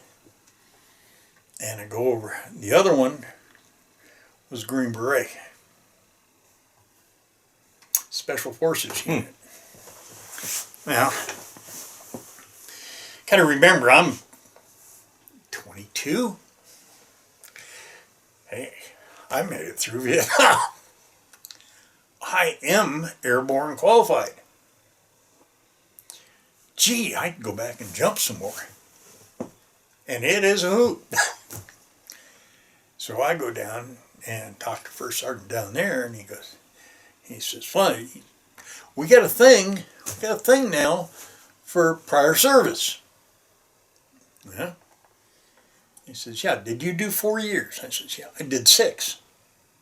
Oh, well, 4 years. You're an NCO. I said, yes, sir. He says, combat experience? Yes, sir. Would you like to be an officer? Well, I don't know. For just joining, I'd have got a stripe. What's staff sergeant make? And he says, well, it's somewhere around $76 a weekend. I said, well, that's about a week's pay. What do I get as a second lieutenant? 303. Oh, jeez. Where do I sign? I need the money. So that's how I became 19 Special Forces Green Beret. Huh. Wow. Lieutenant. And became, with the other officers, the most hated officer in the unit. Not with the men. The men loved me because I'd been an NCO. But with the captains. And one, they didn't like me wearing Marine Corps decorations, and I have quite a few. They wanted me to wear their ice cream cone jump wings, and I didn't have to because I have Navy jump wings that are a whole lot fancier than yours. And so they rode me a little bit, And we had one captain, his name was Fuchs, spelled Fuchs. I didn't call him Captain Fuchs. I ended up in front of Colonel Conklin's desk with the captain in dress uniform. Captain gave his Lieutenant Payne, unworthy of being an officer, you know, the whole nine yards.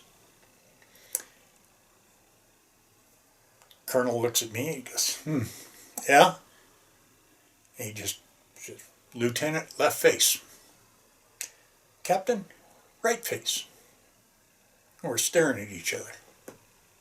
Says, Captain, read the decorations on a lieutenant's chest. Yeah, right, yeah. Bronze Star, Purple Heart. Yeah.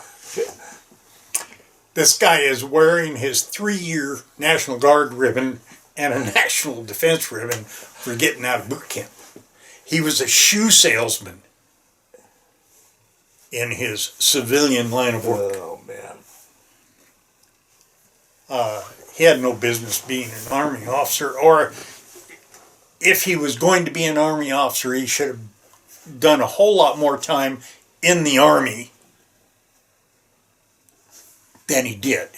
And it was read decorations on the lieutenant's chest. Now, get the fuck out of my office. I don't want to see either one of you back in here ever again. Do you understand? Yes, sir. Yes, sir.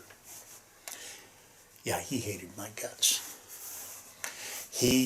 I got assigned everything pretty soon, and pretty soon PTSD started taking over. I am 80% disabled. 70 is for PTSD and wounds, and 10 is for too many loud noises. Don't hear so well. Yeah. But the PTSD started getting to me. Nightmares, flashbacks, extreme fits of anger. Well, now, at this point in time, in time, were they starting to even acknowledge that, treating that yet? No. Or were you were just on your own? Oh, yeah. Yeah. There's none of that. Yeah. But it got to the point with me where guard weekend, I didn't go. I care less. The next meeting, I didn't go. The hell with them. Then I get a letter. You either report to weekend duty, for our next weekend, or we will send you active duty for the remainder of your military obligation. I got on the phone and I called them. I said, what's this remainder of my military obligation? They go, you owe the military 6 years. Doesn't matter whether you enlisted for 2, 3, 4. Doesn't matter. You owe 6 years. I said, good. Got more than 6 years service to begin with. Let's go to hell. I get an honorable discharge in the mail. And that's where pretty much everything in my life started to fall apart. I couldn't keep a job. I have a very bad temper. Now, did you have much of one prior to service? I mean, No. No. Okay, all right. I just want that to be known. Yeah. No, I was fine. In fact, I even had a letter from my mother once saying how different I was. She even mentioned the fact that when I came back from Vietnam, I wouldn't even eat a cake. I still won't today. I won't eat cake. I will eat a piece of cherry pie on very rare occasions. I never got sweets. I get used to not having them. Oh my God. I don't eat candy. But I was having nightmares, fits of rage. You name it, I was having it. My wife couldn't take it. I was going from job to job to job. I became an over-the-road truck driver. And I figured, hey, I can get along with everybody in my truck. I was driving from Boise, Idaho to several places, Texas, then Arkansas. I was driving frozen food. Out of Boise, Idaho, you haul potatoes. Yeah. But coming back, I usually hauled chicken from McDonald's. Mm. And I would drop most of it off in Salt Lake City and then bring the rest up to Napa, Idaho, and then go back to Boise, drop the trailer, pick up a new trailer, and do it again.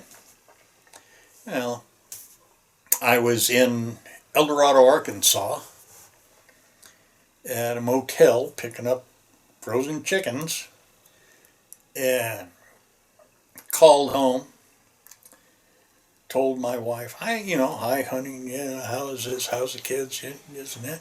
I says, hey, I should be home Monday.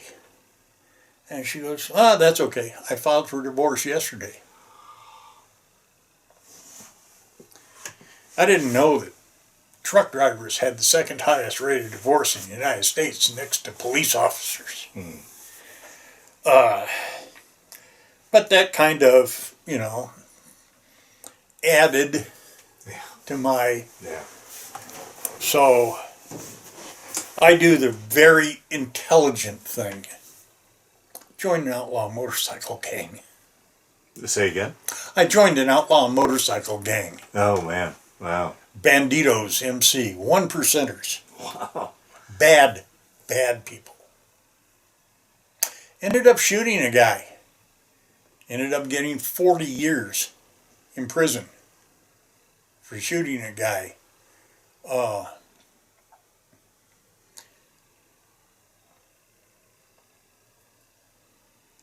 I did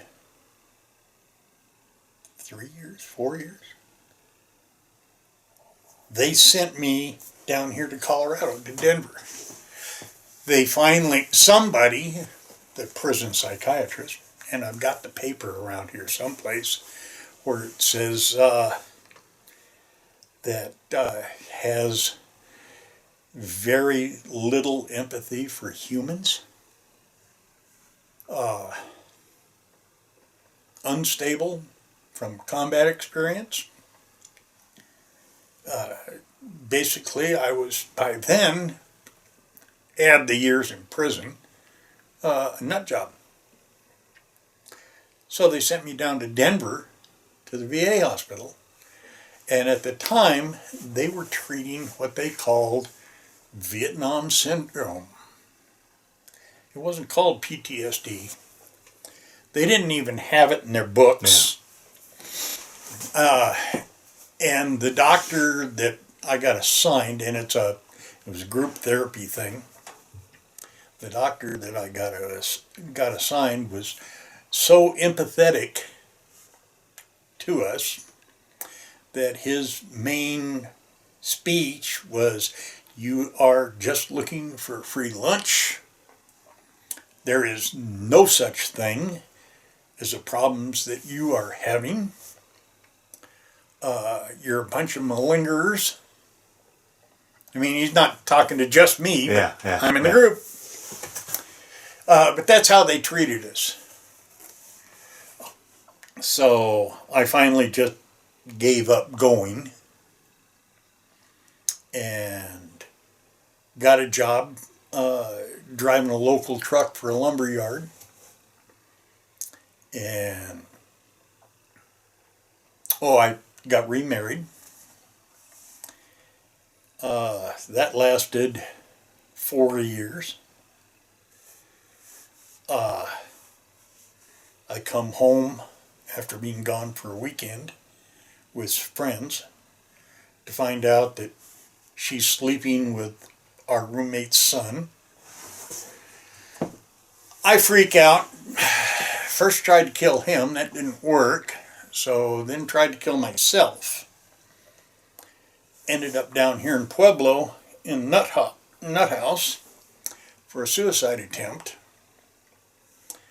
And of course, they got my records. And that's where it was. I can't remember how, war trauma or something like that. But I was still on probation for being in prison. So I'm here in the state hospital, and they show up at the state hospital from Montana, and you're going back to joint. Oh, man. So they take me back to Montana. I see one of the first real PTSD counselors of that time. In Montana, he was doing studies and working with Vietnam veterans of Montana. Well, the Vietnam vets of Montana are in Missoula, where I was, and my mother and my brother got a hold of them. And so they got this doctor come into court with me. And he got me off. They put me, okay, you get to live at home with your mother, and you get to see this guy until he says you don't have to see him anymore. So I did that, and I can't even remember how long that was. But it got to the point where I need a job. I've got to work. I can't be living in Mom's house. Yeah. So I wanted to come back here to Colorado. There's nothing in Montana, you know. This is, 1980, something like that. So anyway, I bought I had an El Camino. And I bought a trailer with some money that my mother loaned me, a travel trailer, a 17-foot long camping trailer. Came down here to Colorado, and I got all the clearances and everything. I'm doing this right. Yeah. I come down here and got a job as a working carpenter. And I actually lived on the job site. I just pull my trailer. Yeah. Plug in, the job site. And did that for a while until I met this girl that worked at a bank. And we ended up getting married. Ended up having 3 kids. Everything was going pretty good. I wasn't a working carpenter anymore. I actually owned my own business. As a carpenter, I did custom interior woodwork at the time. Nice. And we were doing, where the hogback is. Mm-hmm. We were out behind the hogback in those really, really fancy duplexes doing interior woodworking. It was a secure job site, so we would leave our tools there. So I lost about $12,000 in tools one night. I didn't have the money to buy more tools. I owned this business. I had 5 guys working for me. They lost their jobs when I lost mine. Yeah. And I couldn't figure out what I was going to do. And my wife said, well, the one thing you're not going to do is be a carpenter. She says, if you go back to being a carpenter, I'm leaving. So I didn't know anything else but wood and killing people.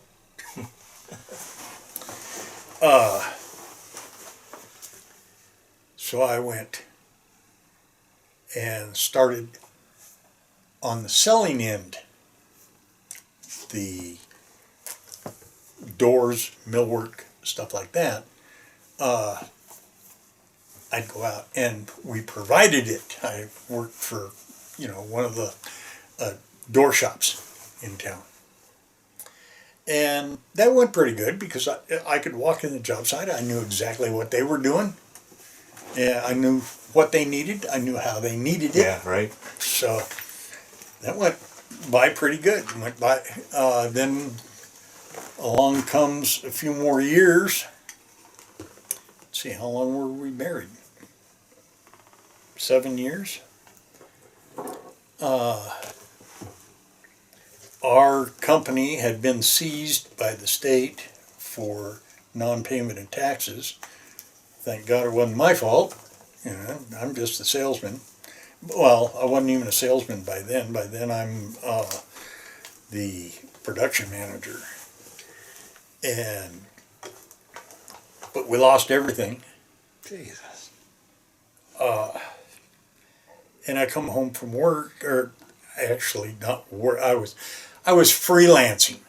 I was talking to some of my clients that I had when I actually had a job, and they would need stuff, and I would go to some of the door companies that I knew and trim companies that I knew and get it for them. But I didn't work for anybody. Right. Yeah. And that it wasn't really going over, too well. And I come home from work one day and there was a note on the kitchen table. Said, not enough money, too many fights. I moved out. I took the kids. I will. Okay, so she was gone. House was about half empty. She had her brother-in-law and sister show up with a trailer after I went to work that morning. And basically one couch and coffee table and TV, and the stereo's all gone, and the bed was gone, the kids' bed's gone. Her half is gone. And I had actually been doing pretty good with my managing my own PTSD. Didn't know that it was PTSD. But I knew something was wrong. Yeah, that I was, sure. So anyway, long story short, she came up one day to get stuff, and I was right at the end of my rope. I pulled a gun. I was going to shoot myself. That was my plan. My plan, and I've been through the therapy after this. Is my plan was, I'm going to get back at you. You're going to watch me kill myself. I'm punishing you. Well, she talked me out of it. Took 3 hours.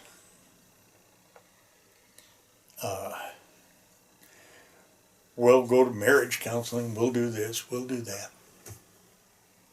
We even had sex. Huh.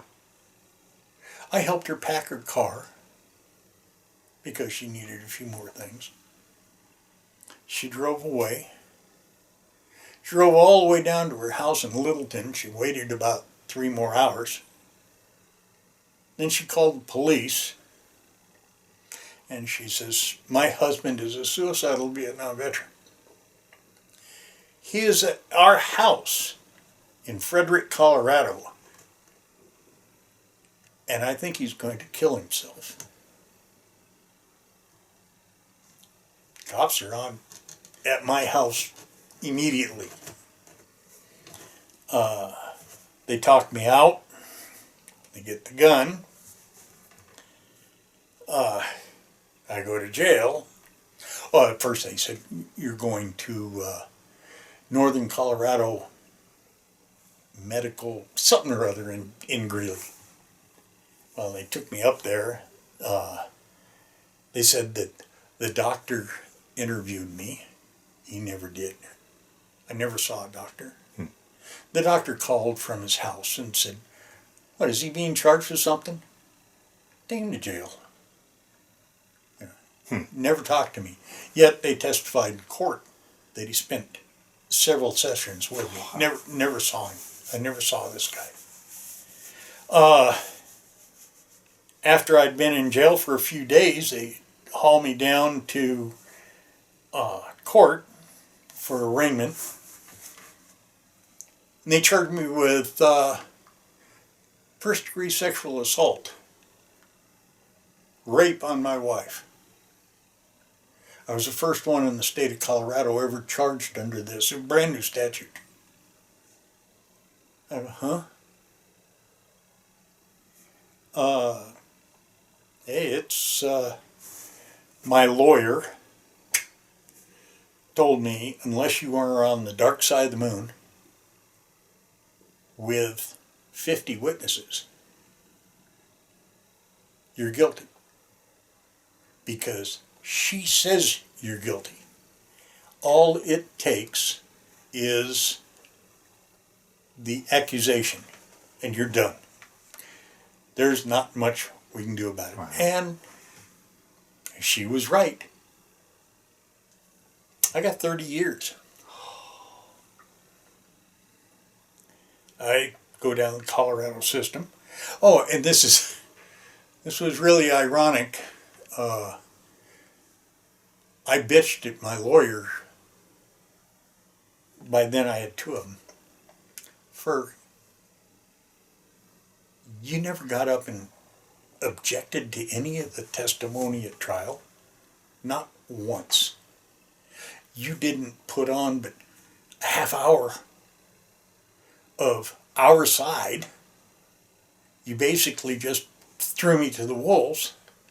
And she says, well, and never get a woman to defend you on a rape case. But she says, we figured that with your military background, you'd do well in prison.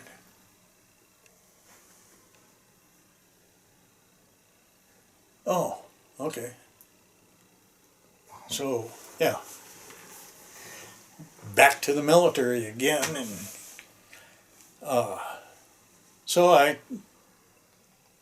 I went down to Colorado Department of Corrections.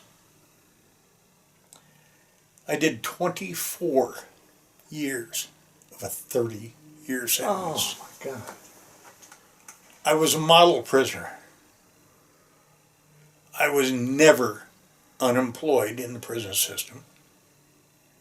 I ran the library at a facility. I worked for industries as a carpenter. I taught people how to build furniture in the furniture shop. I did whatever I could to keep my ass out of trouble and to try and keep my head above water.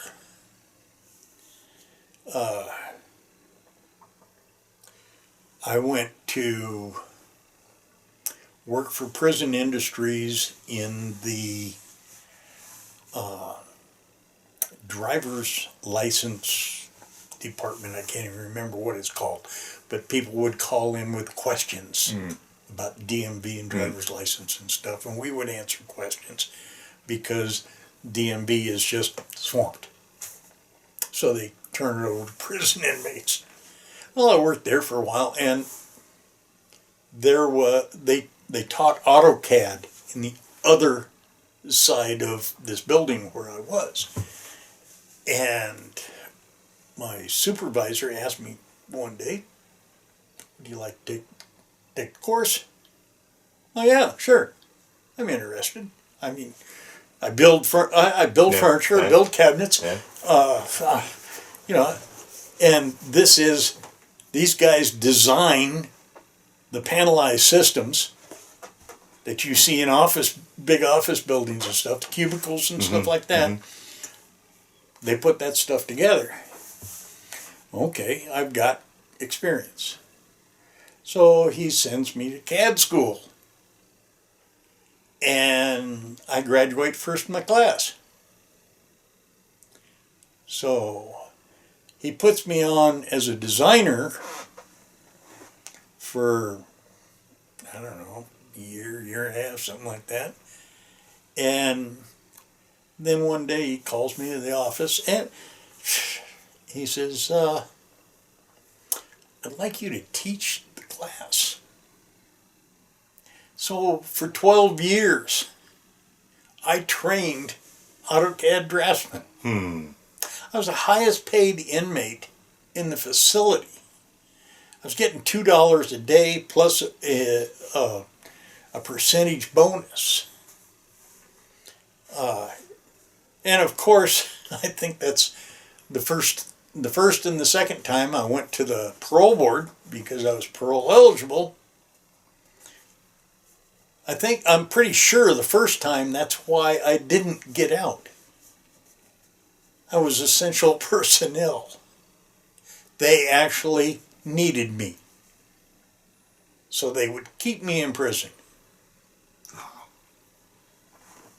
I went there twice. Both times got denied for a year. Third time I went in there into the parole board as one of the parole people. They says, "Well, you discharge in 8 months. You're walking out the gate.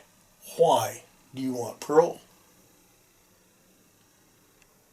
And I says, "Because if I stay here until I discharge, you throw me out the door with nothing.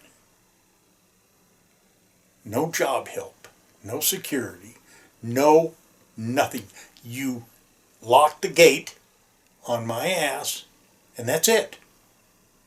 If I go out on parole, you're going to give me 3 months in a hotel until I can get on my feet and find an apartment.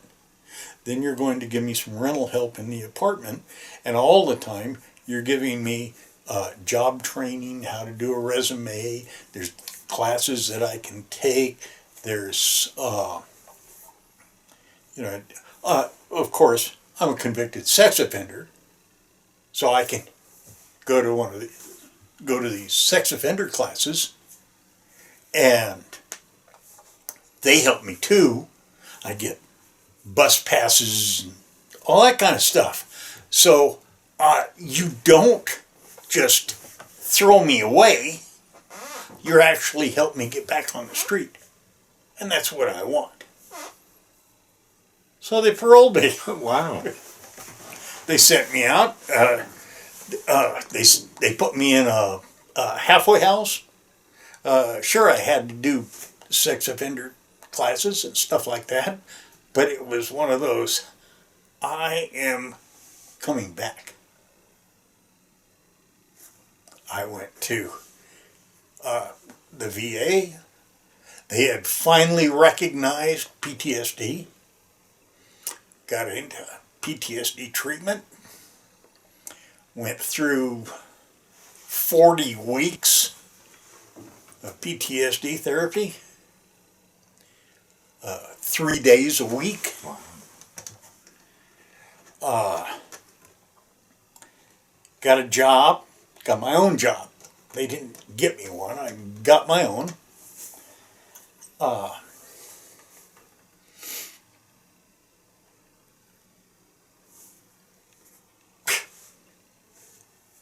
was doing okay. I had an apartment. I was living off Federal Boulevard. And working again, I had finally, it seemed funny, after 34 years fighting with the VA for a disability that, of course, it started out they didn't even recognize. But they finally recognized disability. I got wounds, PTSD to start with, 70%. A year later, they treated my ears. I can't wear the hearing aids they give me. They bug me. So I just go, huh, a lot. And give me another 10%. So I'm at 80%. And so now I've got disability and a job and met another girl. She kind of liked me. She was a nurse. So we move in together here in Fort Lupton. She had been living with a boyfriend until a year or so before, and he had passed away and left her the house. But it was not a very good house. So I went in and redid the kitchen and basically rebuilt the place. We did heavy remodeling. And we got married. Then we bought the house across the street. So not only am I now, I had been working for the VA as, what do they call it? Administrative assistant. Read that, security. All I did was watch 3 computer monitors all night at a domiciliary where homeless vets have a place to live. So that's what I did. And then she told me, she says, Terry, she says, you're 65 years old. Why don't you retire? I've only been working now for 3 or 4 more years since I've been out of prison. And, kind of like working. Don't know how to do anything else. Just retire. Just stop. You get, $1,200 a month. She says, I make $40 an hour. We don't need another job. Take the stress off. So I did. And then we bought the house across the street. Well, we wanted a bigger house. And we wanted a nicer place. The one across the street was bigger and nicer. So we bought it. And we qualified for it on my GI loan. So, and we did not sell the other one. We rented it out. So now she's making $40 an hour is all the money in the world, to just 2 people. Yeah. And that house we had paid for. That was we didn't have a mortgage there, but we did have a mortgage on this house. So we got one mortgage, 2 houses. We're landlords. We're doing pretty good. I joined at her insistence, you got to go out and make some friends. So I joined the VFW. Met a guy that you know.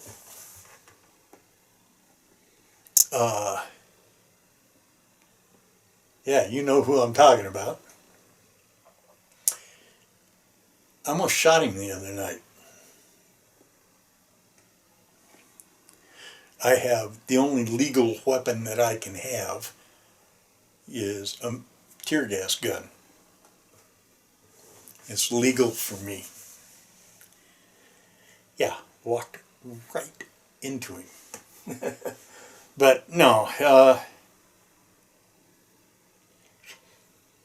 I went from just being with the VFW, I went all the way to commander. Wow. Of the VFW. I'm Joe Q. Citizen now. All that other shit is behind me. Well, the PTSD isn't. That doesn't go away. Yeah. You learn how to handle it. Yeah. So I'm doing pretty well.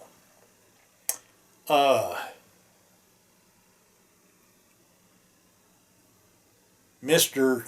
You know who I'm talking about goes to the VFW because I am the commander of the post, but I'm not doing what he wants me to do. I'm not following his agenda. So he turns me in as I'm a rapist. I'm a convicted felon. So gets somebody to press charges against me. I showed up at the hearing with 40 witnesses for them that have known me since, all of that. Yeah. And when I got the disciplinary notice, I told them what had happened. And I had the command chief sergeant major of the Colorado Air National Guard, highest ranking enlisted man in the state, write a 3-page letter in my behalf. I had all sorts of people that I had met, through the VFW, things that I had done. Commander of the Year, 3 years in a row. Wow, man. They threw me out. I was a life member.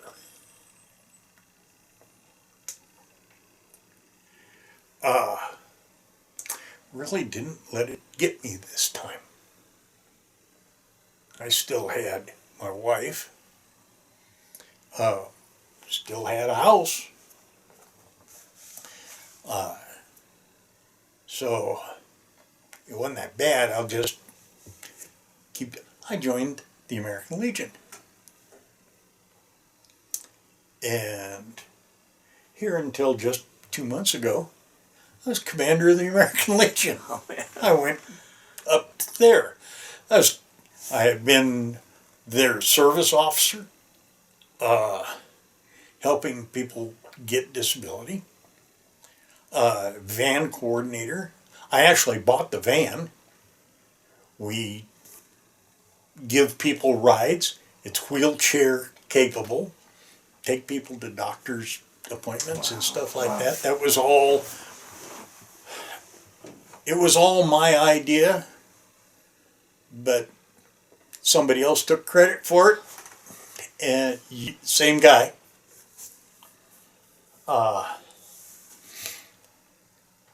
And when after I got thrown out of the VFW, the whole post dissolved. I said, and it was, I really didn't like this, but it was, if they're going to do that to Rick, they no longer deserve our help, our anything. I had several of them that came and told me I wrote them a letter when I quit. Yeah, that kind of stuff.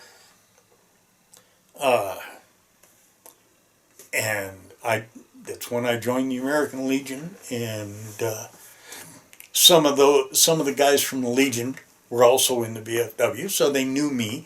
I had actually given them my history, so they knew who I was.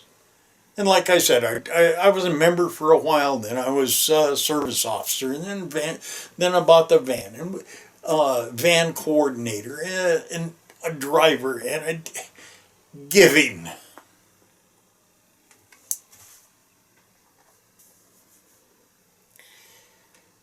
I have maybe it's to a fault, but I have to give back.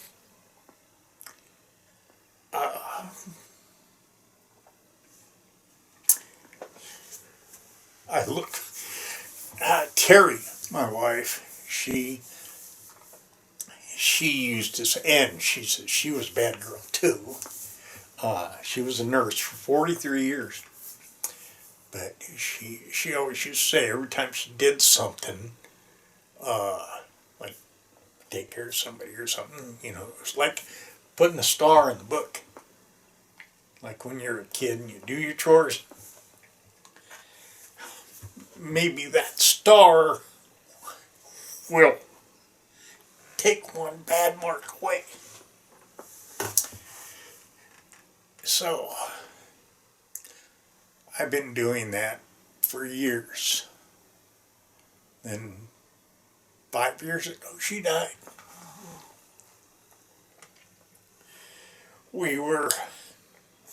I was supposed to meet her here.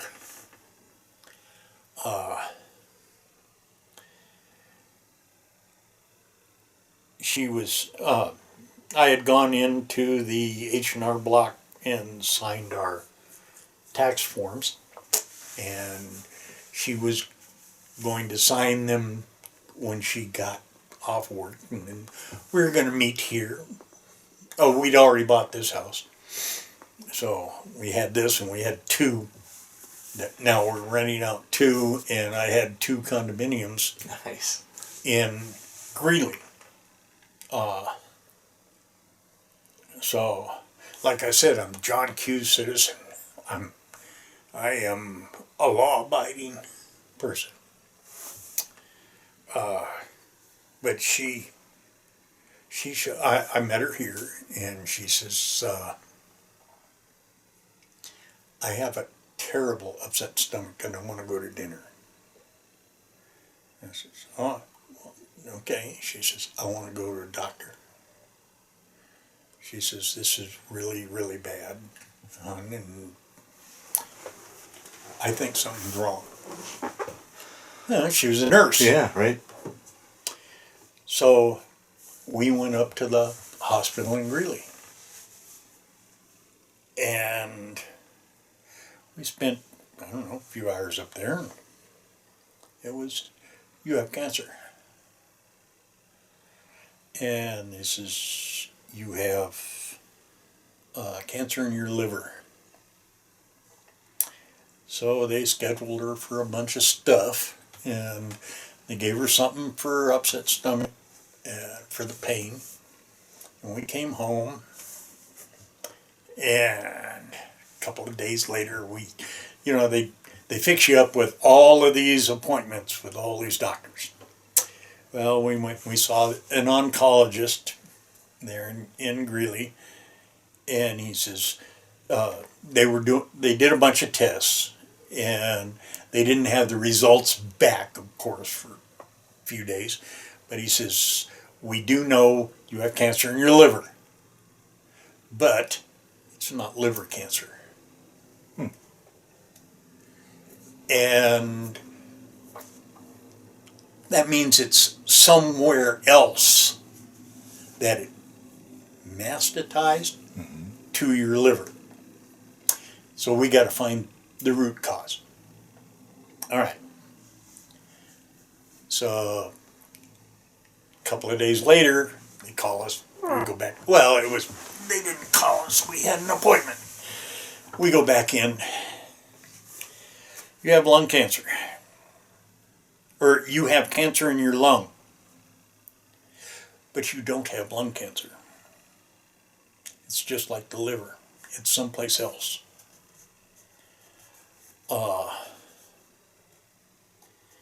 And then finally, it's you have cancer, in the words yay long. It is in your intestine at the bottom of your stomach. It is the same cancer that Rick Jobs or Steve Jobs, the guy that had Apple. Oh, right. Yeah. The same cancer that he died of.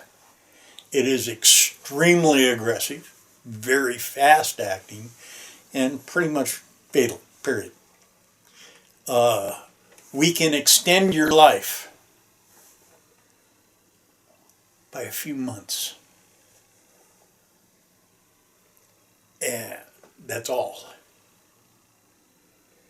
It was basically, we can extend your life by a few months, just give us $300,000 and we might be able to add 2 or 3 months to your lifespan. But they wouldn't say how much longer she had left. Well, we still had, like 7 more appointments for all these tests and shit.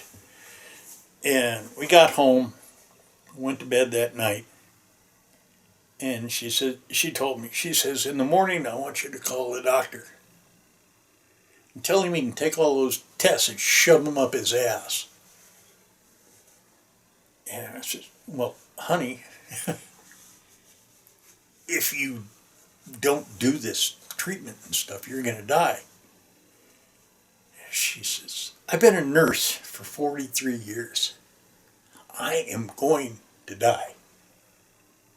But I'm not going to leave you dead broke. We don't have $300,000. We'd have to sell this house. I'd have a little bit left over. But she says, we're not doing it.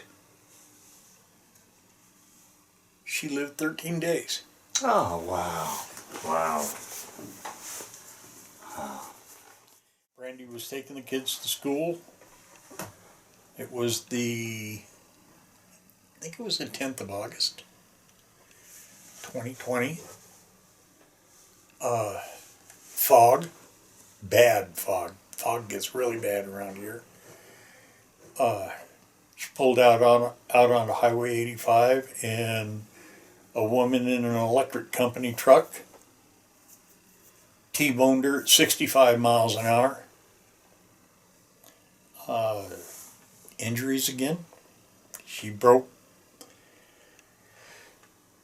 fractured her skull in 3 places. She broke the hard palate in the roof of her mouth.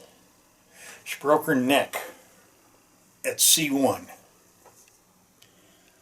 4 ribs, severed her diaphragm, broke her pelvis in 3 pieces, broke both her hips, left one worse, crushed the tibia, I think they call it, the big leg. This is the strongest bone in your body, and they turned it into powder. And the little bone down here, she was strangled by the seat belt, It cut off oxygen to the brain. She had, they said, between 3 and 5 strokes. Today, 3.5 years later, she walks with a limp.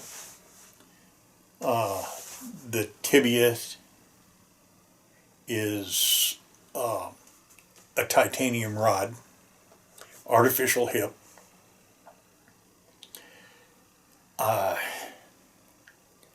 She's a member of the Zipper Club, all from her groin all the way up to her chest. Looks like she's had open heart surgery, but what they did was put her diaphragm back together. Because of the strokes, she has no feeling in her right arm, and it is partially paralyzed. She uses it very, very little. There are some things that she can do with it. She can hold her phone. She can hold her phone with it. She cannot write or anything like that with her right hand. She can't feel a thing. I do a lot of the cooking because I don't want her sticking her hand over a gas stove, because she wouldn't know. She wouldn't know it. But she's still the best thing that ever happened to me. Wow. We own this house. There is no mortgage. 4-bedroom home on 3 acres. I own everything I own.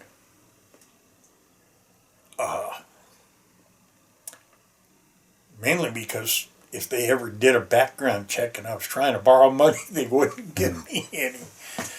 So if I don't have the cash, I don't buy it. But I still own everything. Nice. I have a classic car out in the shop. I have 3 Harley-Davidson motorcycles. I have my truck, her van, the house, and no payments. I think I've come a long way from being arrested in Fort Lupton, or no, it wasn't Fort Lupton, it was Frederick, in Frederick, Colorado. 36 years ago, something like that. And not every inmate that spends 25 years in a prison gets out and makes something. Yeah. I'm pretty proud of that. Oh, from what you couldn't get much lower. I don't know how much lower you could get, and to come back and do do what you've done. Absolutely, you should be proud of that. Yeah. And that's why I have the room. Yeah. I'm pretty proud of some of this stuff. Yeah. Well, what we'll do here, we'll wind down the interview, and we'll go around and film whatever you'd like to film. But as long as you can keep that. Yeah. Well, how do you? What kind of I guess in a closing sort of like statement?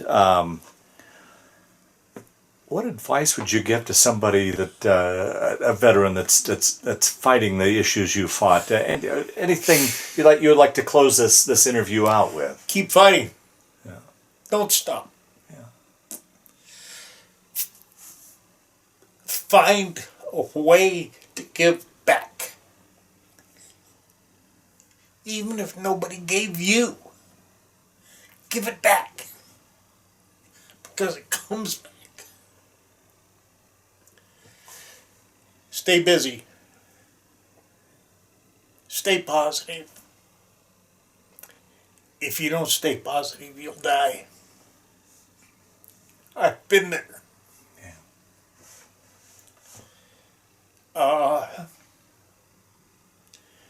I want to live a long time. I've got a service dog. takes pretty good care of me. Got a hell of a wife. Nice house. We have rabbits, chickens, ducks. Next year, she wants to get goats.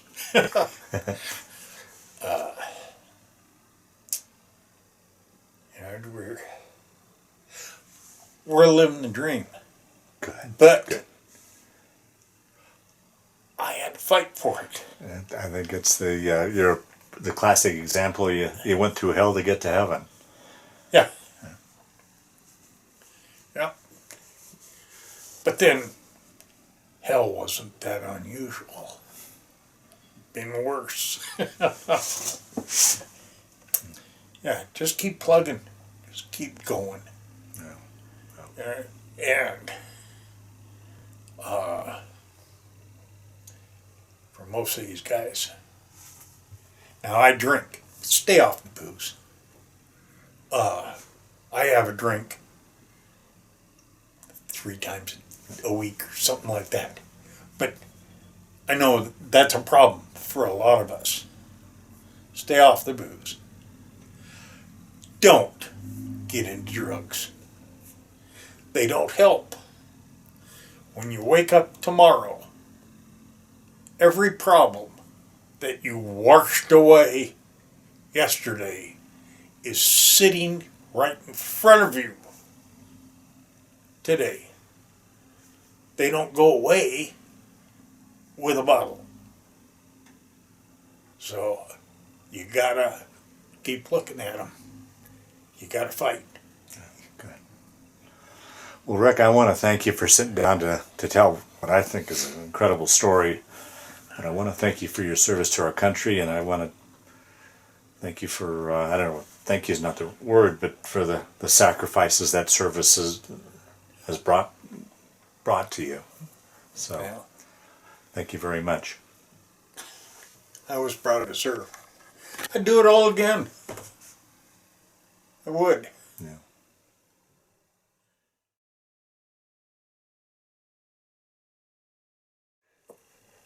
That just represents 6 years of my life, I guess. Can you describe each of these for us, Rick? For Oh. those of us that don't know their medals. Okay, yeah. This is a Bronze Star with a Combat V for Valor. I've got the citation on the wall. Purple Heart twice. I was wounded 2 different times. I was infantry, so this is a combat action ribbon for, I guess they call it close combat. I have 3 presidential unit citations. Navy unit commendation or something like that. Citation. Good conduct. Hey, I was a good boy. Our National Defense Ribbon. This is a Vietnam Service Ribbon with 4 campaign stars, 5 different campaigns. Vietnamese Cross of Gallantry. That's given to us by the Vietnamese government, and it's a unit award. This is the Vietnamese Civic Action Campaign Ribbon. It's another medal given to us by the Vietnamese government that I got when I was with the combined unit of Vietnamese and American soldiers, troops.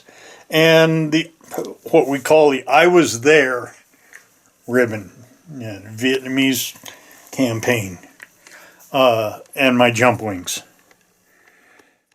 The top right is one of my honorable discharges from the Marine Corps. I have 2 from the Marine Corps, 1 from the Army.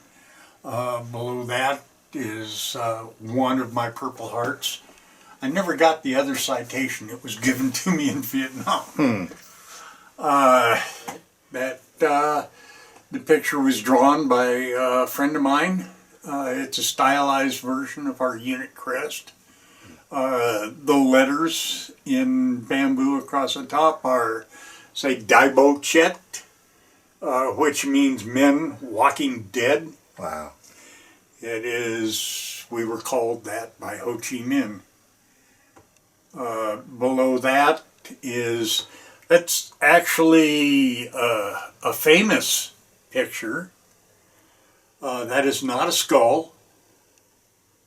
That is a lady at a makeup mirror. Once you see the lady at the makeup mirror, you can't see the skull anymore. Right, yeah. Okay, beside that is my Bronze Star, awarded to me for, oh God, I can't even remember. It says for heroism in combat action against an armed hostile enemy force on 20 February 1968 in the Republic of Vietnam. That was during the siege at Khe Sanh. Oh, okay. Tet Offensive. All right. Below that, this is another, I guess you'd call it an achievement. I took a law degree in the law course and graduated from the School of Paralegal Studies as a certified paralegal in the honors program, professional paralegal honors program, and I specialized in civil litigation, so I can sue you. Oh, wow. Below that is just a picture of that's an Australian Shepherd, and I'm really Aussie oriented. Yeah, right. Beside that is actually a pencil drawing that was drawn by an inmate in the Colorado prison in Ordway, Colorado. Beside that is a Commander's Award, which was presented to me from the American Legion Post 1985 in Firestone, Colorado, when I stepped down as commander. The sword is a Marine non-commissioned officer's sword in the rack. The one on the wall actually is my wife's. It's an Army cavalry saber. My wife is also a veteran, United States Army, 10 years, 2 tours in Iraq. Really? Yeah. The clock wasn't made for me. I actually made that clock myself. I used to dabble in airbrush work, and that's an etched mirror, glass mirror. Wow. With reverse glass painting. My unit flag. Beside that is North Vietnamese Army helmet. Marine Corps issued K-bar. The helmet that I wore in Vietnam. My Commander of the Year's trophy from the Veterans of Foreign Wars.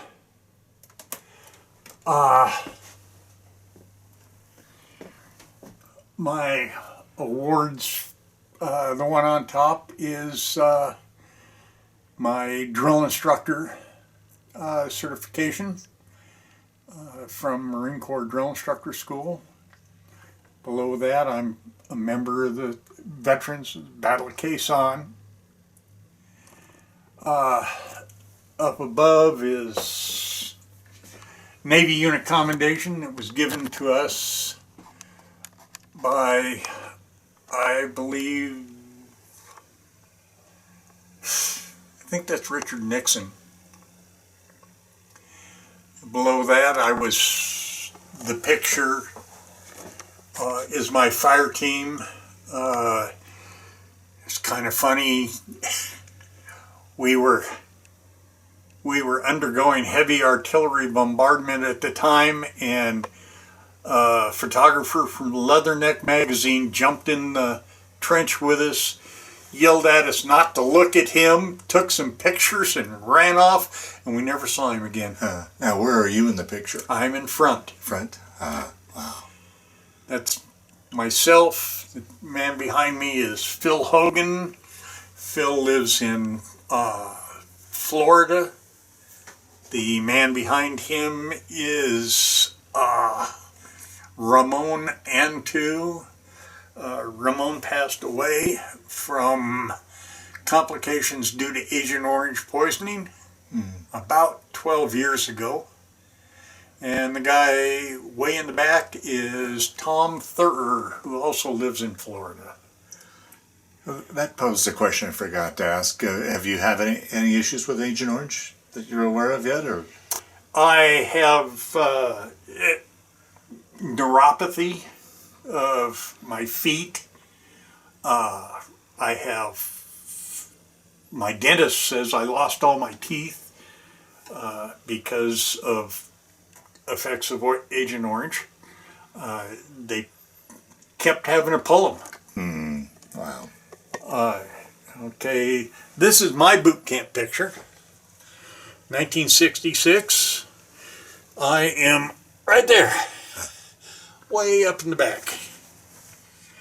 And then this one was the last platoon.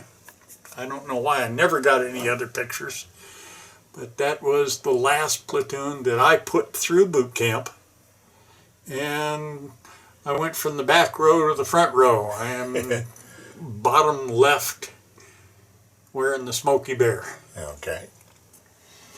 Hard to see this guy over here.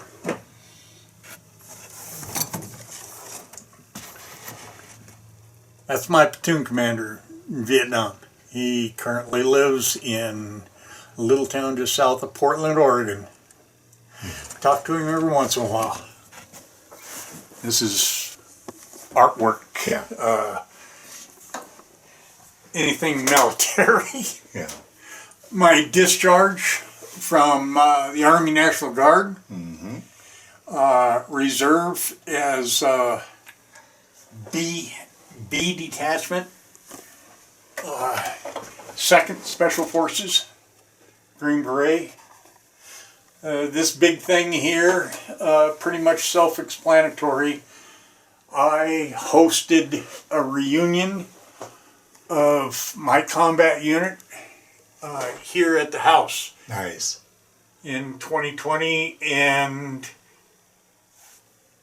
one of the guys brought that and gave it to me. This picture over here, those are all my guys. That was my combined action unit, Marines. I know 3 of them that didn't make it too long after that picture was taken. Earlier I told you about Guy Lopez. He is far left front row, and the face right beside him is Don Killian. Those 2 did make it home. Wow. That is my wife's. That is her unit. Yeah, Grey Wolves, 3rd Brigade, 1st Air Cav. This is her wall. These men were all killed in Iraq. Wow.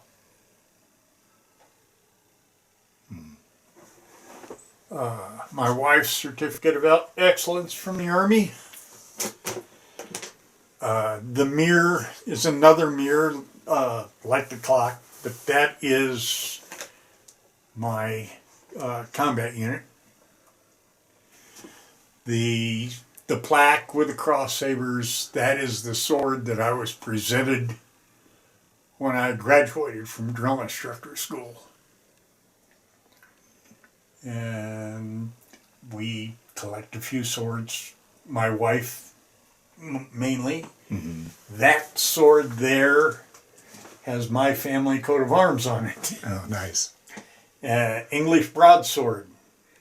And for some strange reason, I'm related to Richard the Lionheart. Oh, wow.